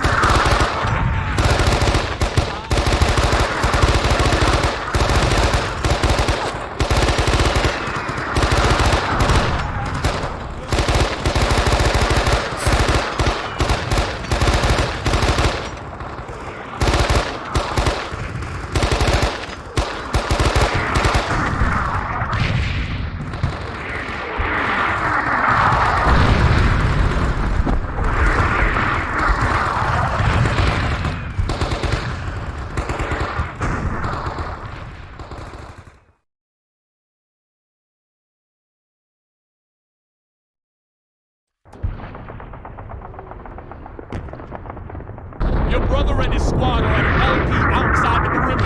They're being overrun. They just called in an arc light on their own position.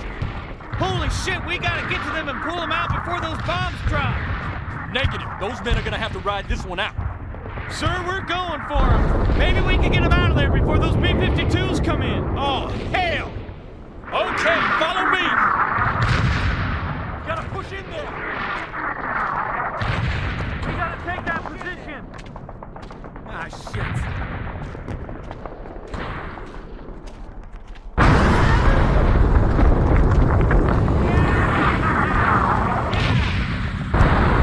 Damn it! They hit the ammo dump. That shit's gonna be raining down on our heads.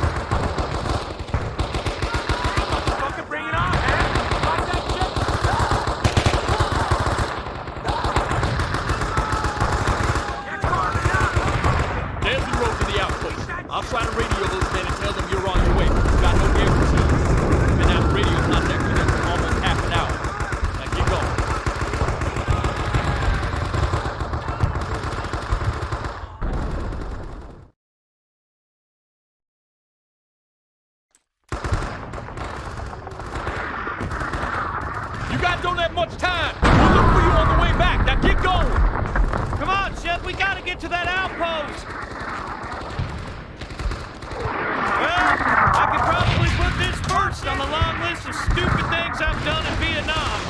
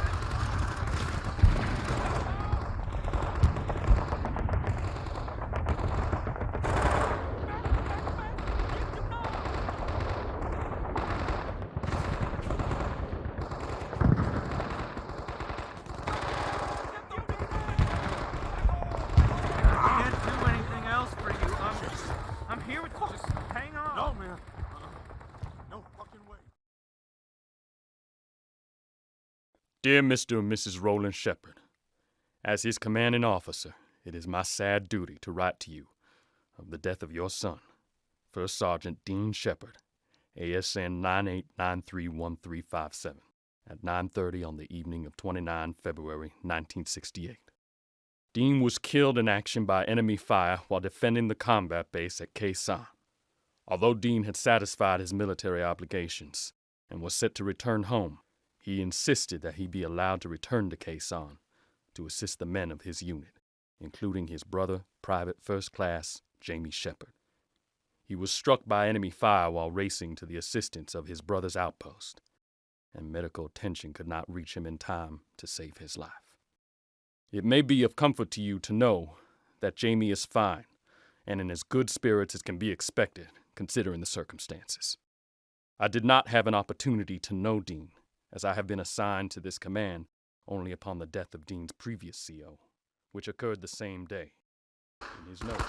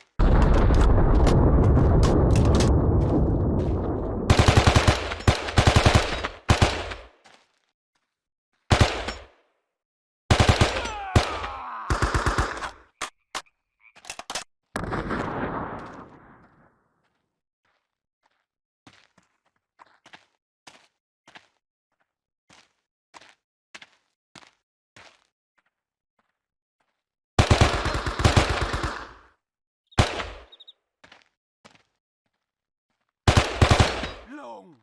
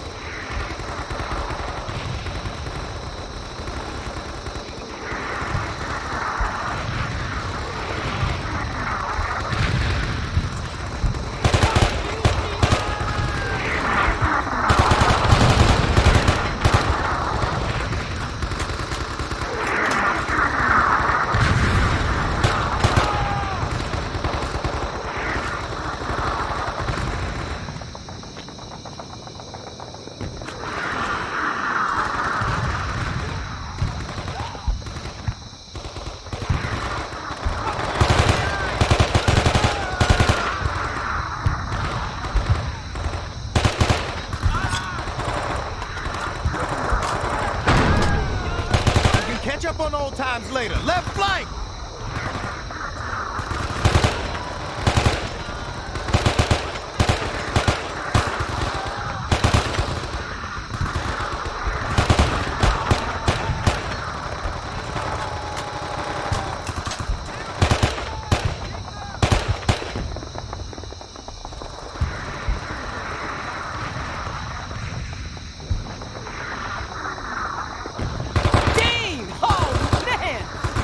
Good to see you. Shit! Look who's here!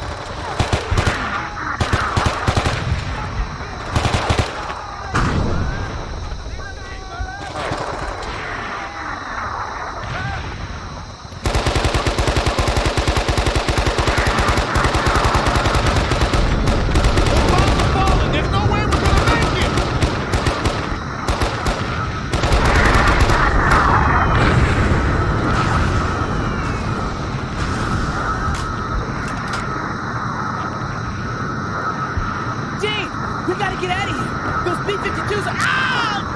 Shit! Shepard, pick his ass up and let's get out of here.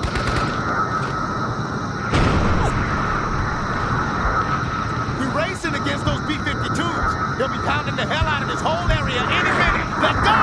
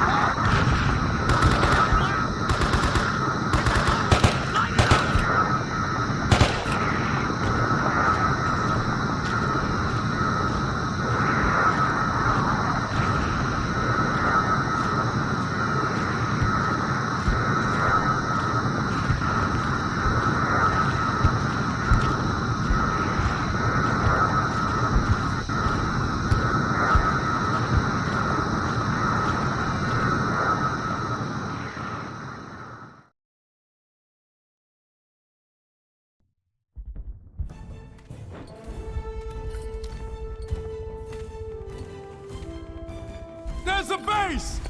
Come on, let's go!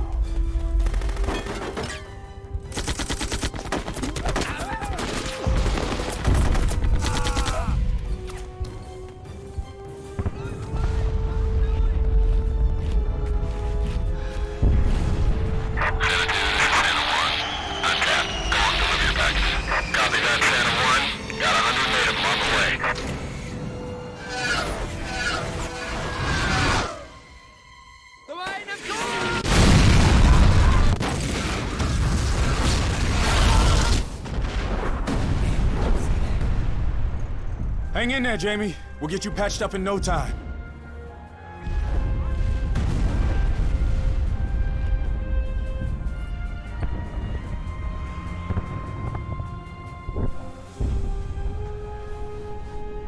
Let's get out of here.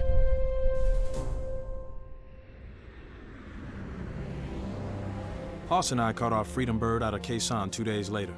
The North Vietnamese took a pounding that last night on the perimeter, and our flight was uneventful.